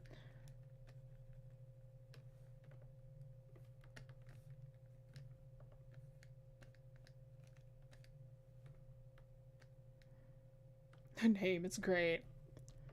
I try my best, artificial cherry flavoring. I am a fan of artificial cherry flavoring, so welcome to the stream.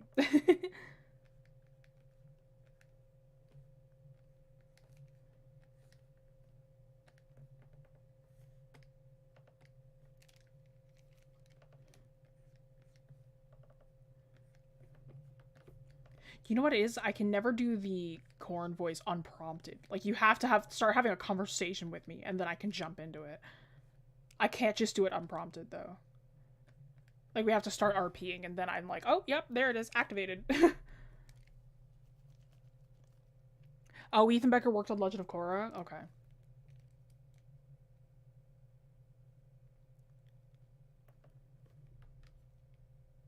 The company that did Among Us?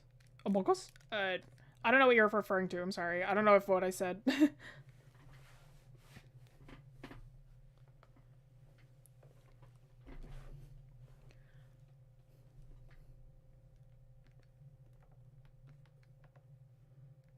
Innersloth? Is that who did Among Us? I didn't know.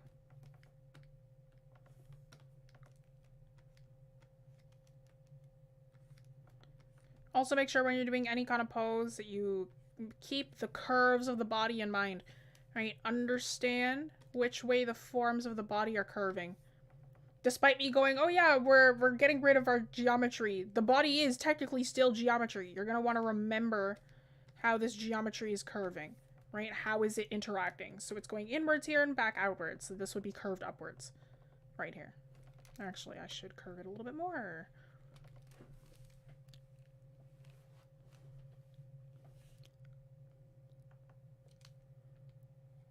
Stickman animator guy? What did he do? I just know that he, like...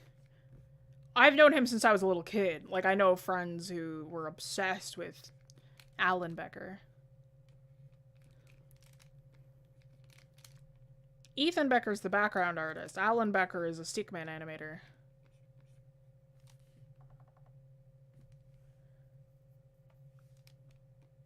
It's geometry, Watson. True. Got about a half hour left. It's not too bad. Oh, I thought you were talking about one of the people who worked with Among Us? No, no, no. Legend of Korra. That's, Ethan Becker.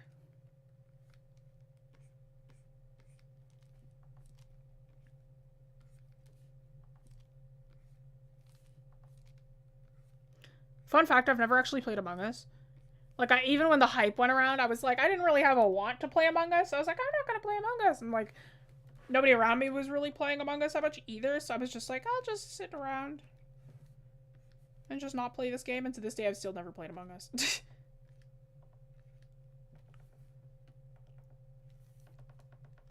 Same, actually, yeah. I had the opportunity to play it at one point recently, but then I didn't. I went to bed instead.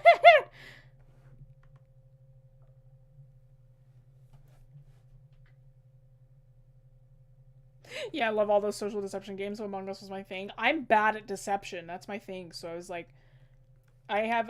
my deception rolls are bad, Oz. I'm bad at lying in games.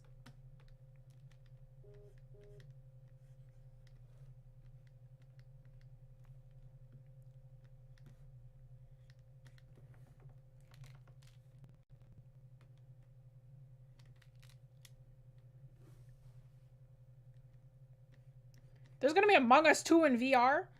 What? Among Us 2. What do they add? There's just new maps, I'm assuming. Got my tablet recently so I can finally get into digital. Nice, nice! Love to see it.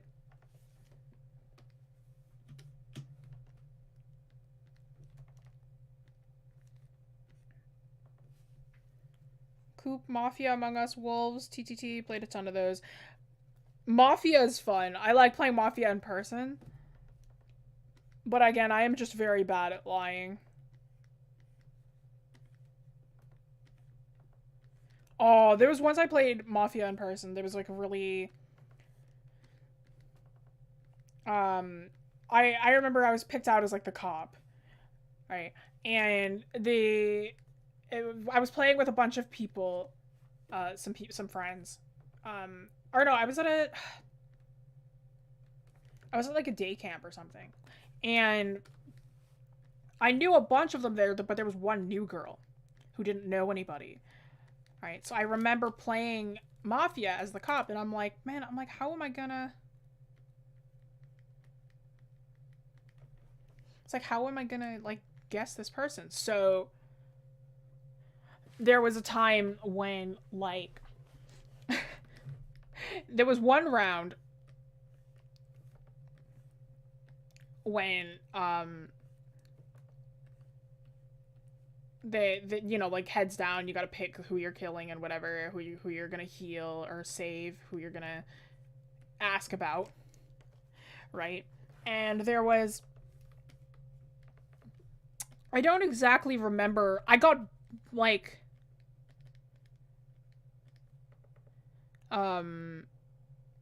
one of the Mafia was out.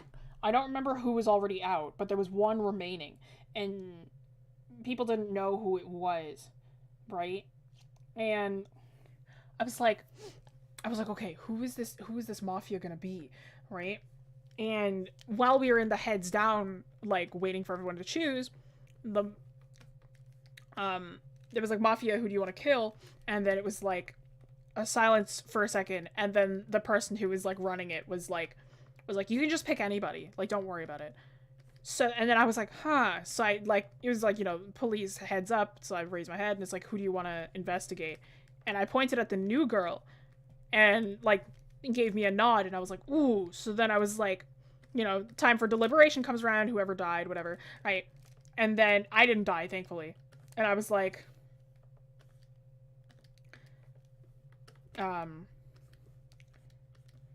so then I pitched that, I'm like, listen. I was like, I'm the cop, first of all. And then I said, so you know how they said like just pick anybody randomly? And I was like, who's the only person here who doesn't know anybody else? Right? And I was like, it's her. And I investigated her, and it said that she was like the Mafia. And we won that round. I think that's like the best round of Mafia I've ever played. That was a lot of fun.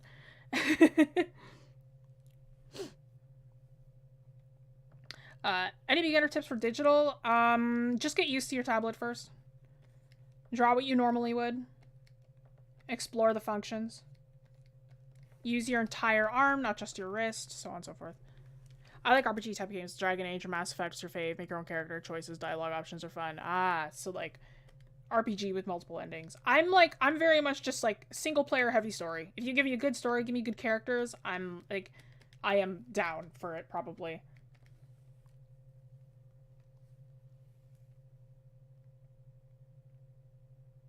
Same, but ground view 360 instead of aerial view, so it's more intense. I've never played a Dragon Age game.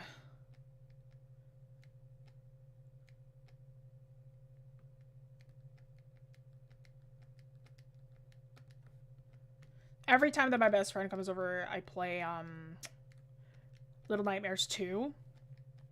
Because I played Little Nightmares, like the first one. We played that, and it was the same deal. She watched me play.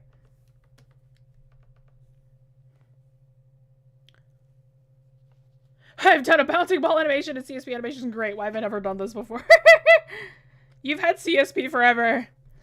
Little Nightmares is so good. Like,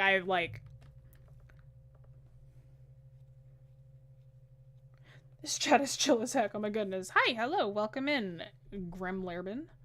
Yeah, we chill here. We're not really crazy. I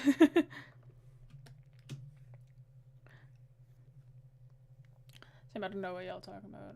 About the Dragon Age? Dragon Age is a game series. Hello, yes, welcome in. Yeah, no, I just, every single time that I'm like, I kind of want to play a video game, and I'm like, I kind of want to play Little Nightmares. I'm like, no, I can't. She's not here. I need to wait for her to be back.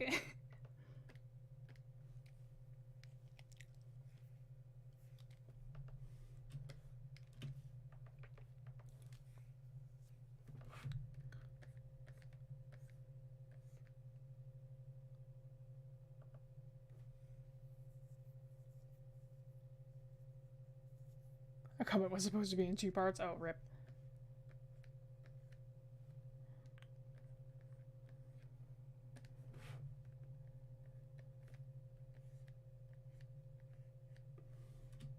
Didn't know there was Little Nightmares 2 until you mentioned it. I should play that at some point. It's great. Gosh, it's so great so far. I just beat this one section that took me a really long time. Because I was like, it didn't even scare me. Like, the thing with Little Nightmares is, like, to me, it's not scary. Like, I love Little Nightmares. I think it's really cool. But, like, Little Nightmares is not scary to me. I just think it's really, really awesome. There's also DLC. Yeah. There is. Speed into Steam 1 sec. Y'all didn't know that there was a second Little Nightmares. It's been out for, like, a year. Or, like, a really long time. Yeah, Limbo was great. Limbo's really good. If you like Limbo, you'd like Inside. Inside's made by the same people. Played Little Nightmares on the DLC. Yeah, it's great. No jokes. Yeah, you should get it. It's great. But I've been playing it. Like, I don't think it's scary. I just think it's really awesome. Like, the monster designs are, like, everything that I want in everything. Right? No, like, Little Nightmares and, like, Elden Ring and all Soulsborne monsters, those are, like, the monsters that make me go, like, ooh, that's cool! Right? It's, like, just, like, the really geeking out about the monster designs. Delicious, not gonna lie. Best design. So true. And, like, Little Nightmares 2 has that. It's, like, and I think that it's really, really awesome. Like, I've just been, like, it's just all eye candy. But yeah, I finished a section that I was, like, actually getting kind of mad at. Because I was, like, I just have to keep on redoing it over and over and over because I'm just bad at games. I was like, man! Just sitting there crying. I was like, what am I doing wrong? By the final section, though, I figured out how to work with, like I had to have a flashlight, and I had to work with it, and I couldn't figure out the controls for it for the life of me. I can't confirm I was there. My throat was killing me. She was just giggling in the corner of my room, just watching me play. And I was like, eventually I figured out how to work with the flashlight, and I was like, what the, this is so much easier now, and like, I was able to get past, like, a section, like, it was like I was walking backwards with the flashlight and, like, moving everywhere. It was crazy. I was like, I felt like a COD player or something. It was weird.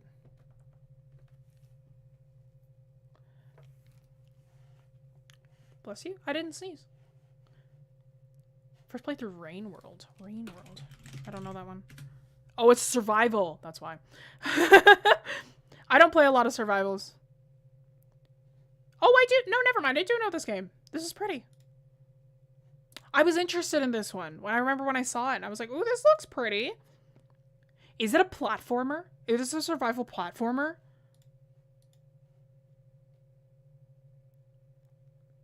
Oh, bless my cotton socks jokes.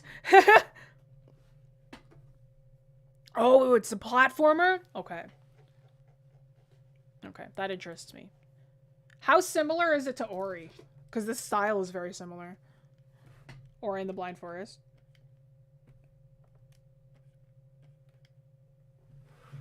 Very? Okay. I did really love Ori, so maybe I'll wishlist that. Okay, yeah. Ori almost made me cry, so that was a great game. Ori is gorgeous. I love the design of Ori. No, it's just like the way that, like, they, like, you know, strafe and whatever. I'm like, yeah, it's like I felt like that. I mean, I was kind of being mean to Mono, but, like, that's just the gamer rage.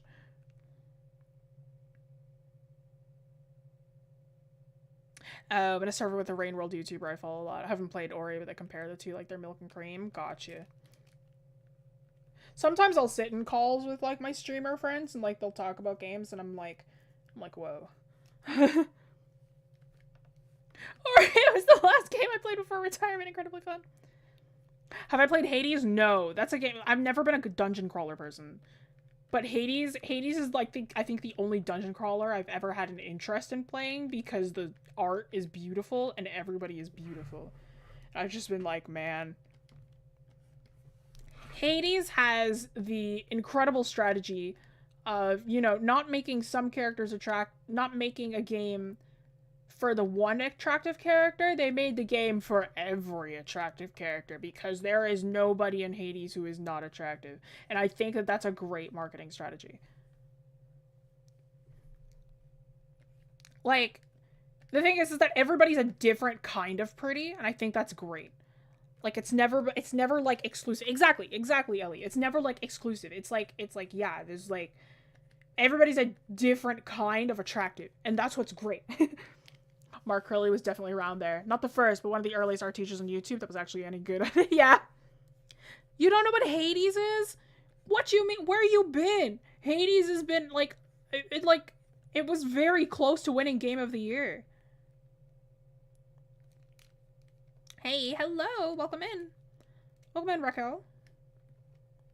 Yeah, man, that's what I'm saying. Different kinds of pretty. It's like, it's not even like all the men are like slim, like beautiful kinds of men. There's like different kinds of men. There's different kinds of women. It's just a bunch of different kinds of pretty, and I think that's great. Game of the Year snub for real. Need Hades? I don't know either. Hades is a dungeon crawler. It came out a few years ago. It's a dungeon crawler. It's very, very similar to like very classic Zelda or Binding of Isaac, that kind of deal. It's like, but the Hades is isometric, so it's a bit of a different design. The lore is great too. Yeah, it's very similar. It's Greek mythology. Like, that's what it is. You play as oh no. Oh no. Zagreus. You play as Zagreus? Is that his name? Zagreus? You play as him, and he's like the son of Hades. Zagreus, that's the one. Thank you. Yeah, he's like the son of Hades, and like you play as him.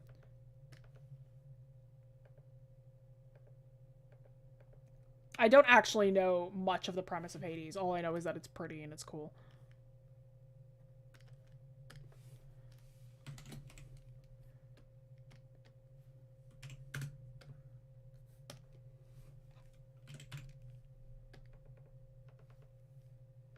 I'm just gonna work in black and white.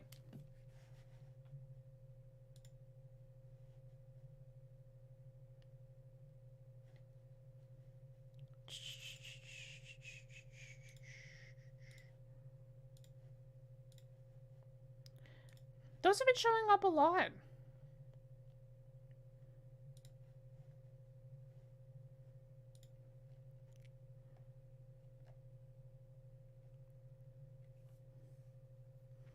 The spam bots have been going in a lot of places recently.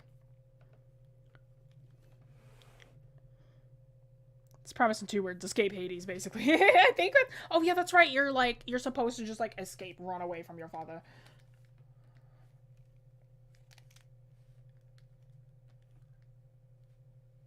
Obliterated, if you will. Very true.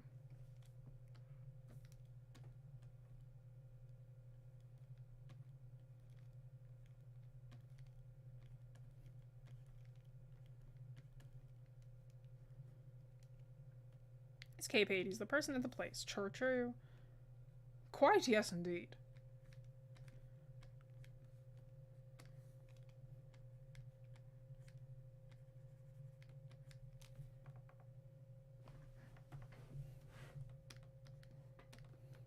Pomegranate. Pomegranate.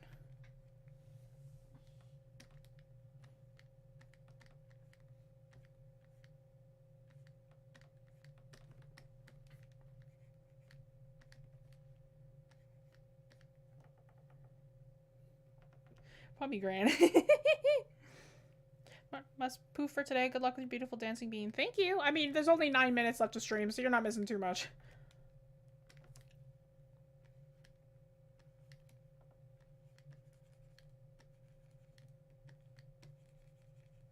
Have a good day, though, Salty.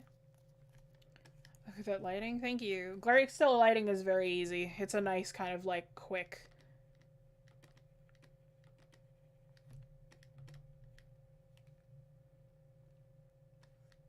Spare some talent. There's no talent, just skill. I mean, thank you. But, like...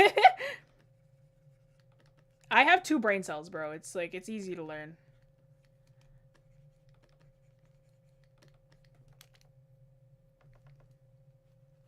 Bye-bye.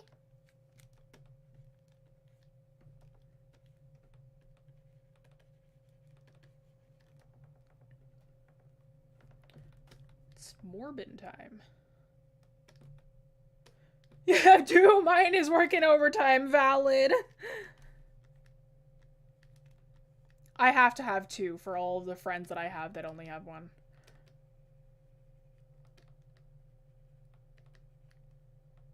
Now, if said specific friends were here, they would know who they are.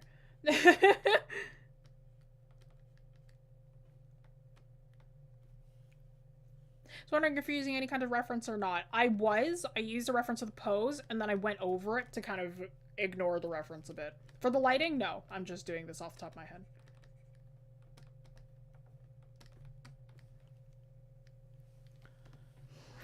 Those of us with small, minuscule brain cells must stick together. It's so true.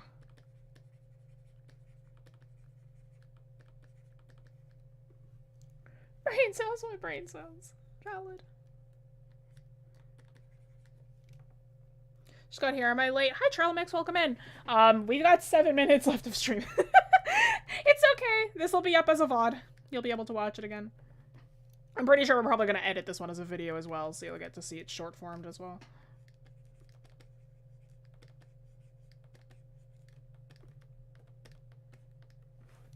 Seven minutes. Yeah, so streams are from 4 p.m. Eastern Standard to 6 p.m. Eastern Standard.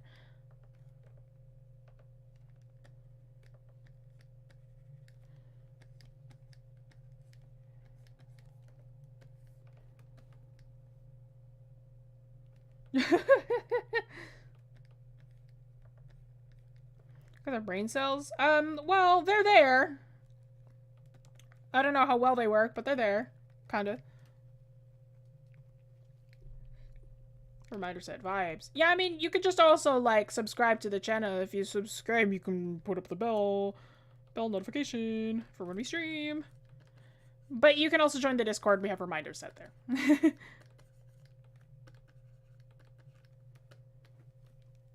Fine for next time. Ellen recently found your channel through, I think it was the Animal Ears video. Glad to it lately. Nice. I'm glad. Yeah, that one's been popping off. I don't know why. I'm assuming I didn't realize that people wanted to learn how to do animal ears on people that bad. It's a strange passion of mine to correct people's anatomy when they do fantasy anatomy.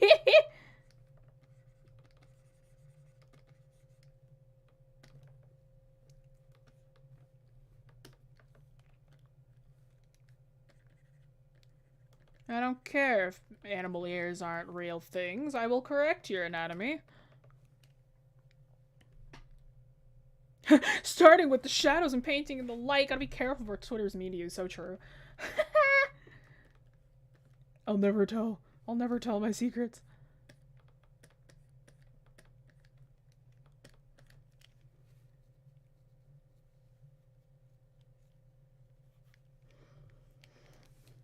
Did you miss all the kimono mimi? No.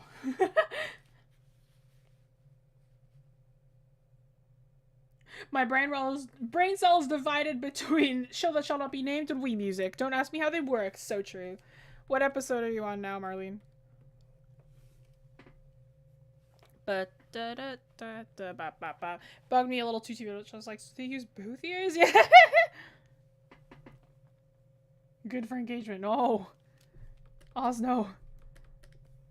My mental state.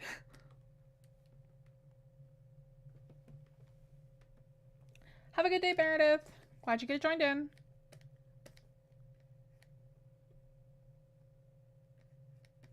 Poor bro out here suffering. Same. I am nothing if not suffering. I have gotten Marlene hopelessly hooked on the other show that I work for.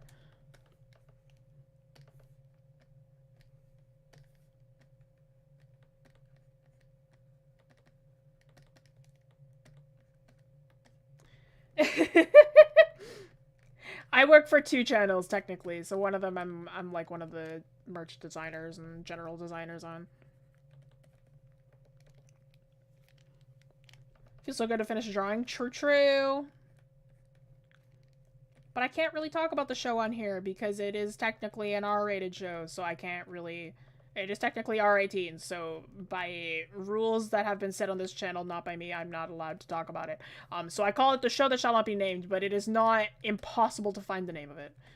Because if you find me on any of my socials, it's incredibly easy to figure out what the show's name is.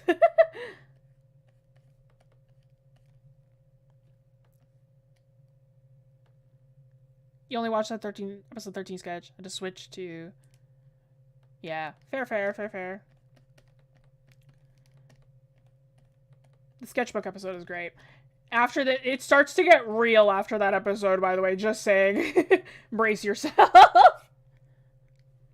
You work for a channel, so yeah. Well, this channel isn't technically mine. It's for a company. And then the other one is a D&D podcast, or D&D show that I work for. And then I do commissions on the side. That's like my jobs. That's what I do.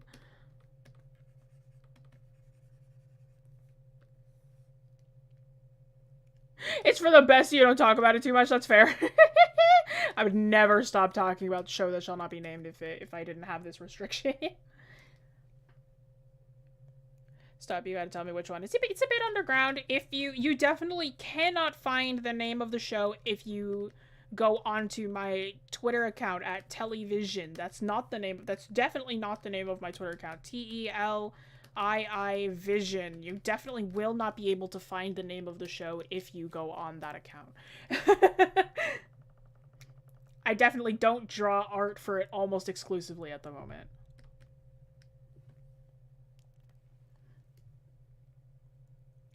What do you mean?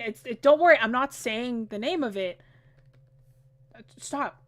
No, I don't want to create a 3D object. Thank you. No, stop it. Stop it. Stop. Thank you. Definitely not. Yeah, certainly not. No. Hello, Ellie. Like a few thousand D&D shows, no way to tell. Yeah, you'll never know. Feel bummed that we don't have episode 13, the Socks and Fina story, especially in Tyson, the backstory of the awakening. I need to know. So true, right? You should save. Oh, you're 8.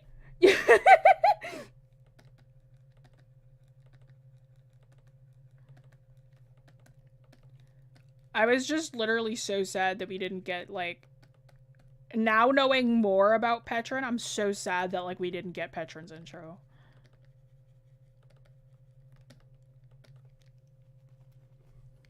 Hello, Leanne, welcome in. You'd be hard-pressed to find a PG D&D show. I've been trying to think of one, yeah. Totally not going to my Twitter. Yeah, definitely... It's not my Twitter. Oh, that's 6. That's fine. And we're almost done here. What kind of brush am I using for blending? This is my custom brush, so it's a... It isn't anywhere, but it's just it's a textured brush with opacity by pressure.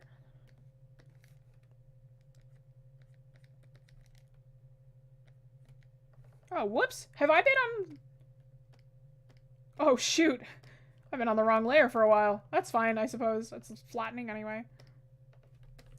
You know what? Let's just fix this, then. I couldn't even tell I was working on the wrong layer.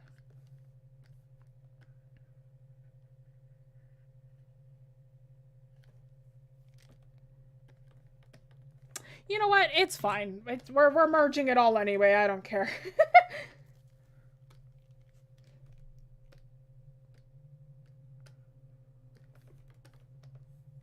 Gosh, you're so good. Thank you. I'm doing my best.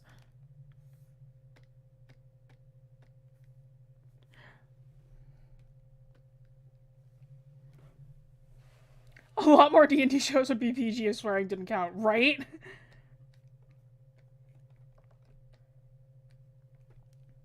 Mini heart attack. It's fine. I've stopped having heart attacks with, like, same layer stuff. Like, I know how to fix it. I'm just too lazy right now.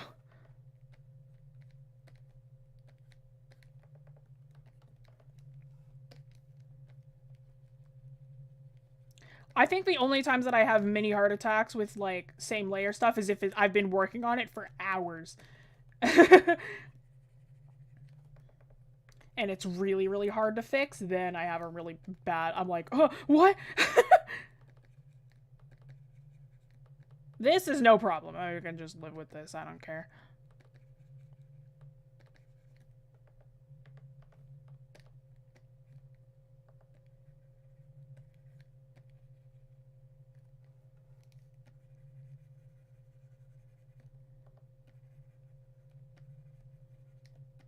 Actually works in my favor slightly.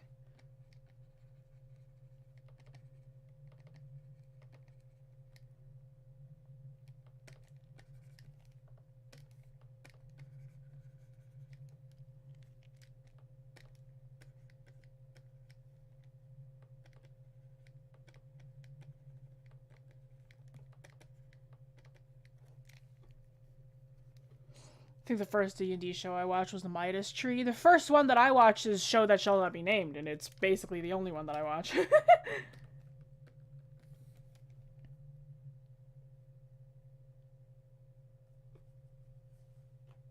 For you? Yes, Show That Shall Not Be Named. Same.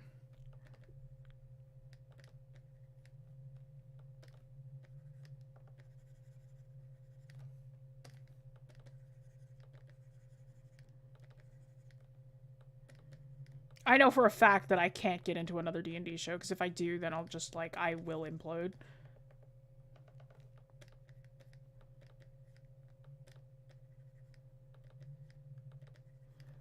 The joke is that I fangirled so hard over the show that, like, they hired me.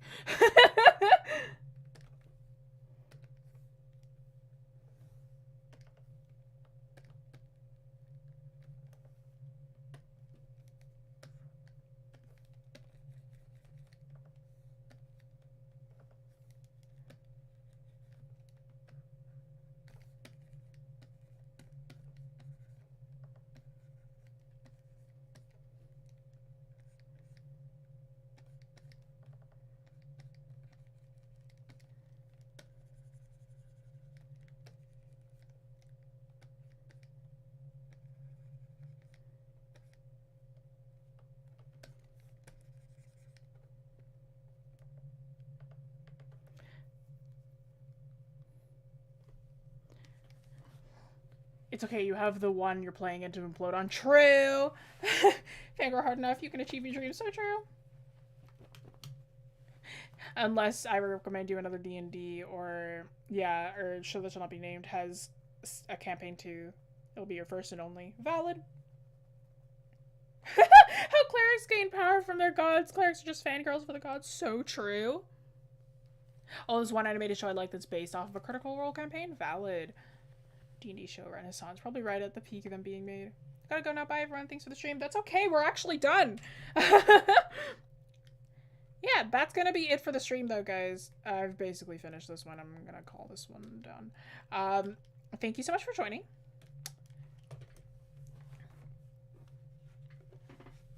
Warlocks just have sugar daddies. So true. Cries in my warlock. Oh, no. No, my warlock is married to his patron. That's how it goes. But alright, guys. Thank you so much for joining. Oh, actually, I have little social thingies. Thank you so much for joining. If you liked what you saw, don't forget that we are not just a YouTube channel. We are also an art school. So if you'd like to join check out the classes that we offer. We check out classes on wingcanvas.com. I am one of the instructors. Summer camp is coming up soon, so if you'd like to sign up for that, that's available. This file that you see in front of you, these two files, lesson and the final illustration, will both be available on our Discord. If you'd like to join the Discord, talk to fellow art nerds, talk to me. I'm there, I mean, most of the time. Like, you'll be able to talk to me, talk to other fellow art nerds, talk to a bunch of us. We'll all be there. Those are where you get the JPEGs. If you'd like the working files, you're going to have to join onto our Patreon for little as $5 a month. You can get my working files and some behind the scenes here at Wing Canvas that I give kind of just big paragraphs to.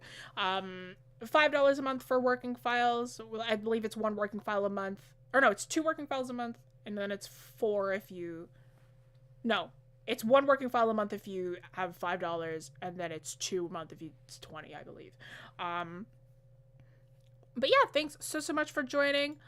Next week, I believe it's... Oh, goodness. What is next week? Next week is... It's another lesson-y one. I don't really remember which. Oh, it's a story time one. Oh my gosh, it's an on-camera one? Okay, you're gonna see my face next week. I learned to draw. So it's gonna be an on-cam one. We're gonna do something a little bit different. So you're gonna be watching me talk. We're gonna be just drawing. We're gonna be doodling. I'm gonna show some old art that's traditional. I'm gonna show some old art that's digital. But it's gonna be face cam stream. So you're gonna see me. You're gonna watch me. Just gonna talk about my old art. But yeah, thank you so much for joining, everyone. I'll see y'all next week. Au revoir. Bye bye.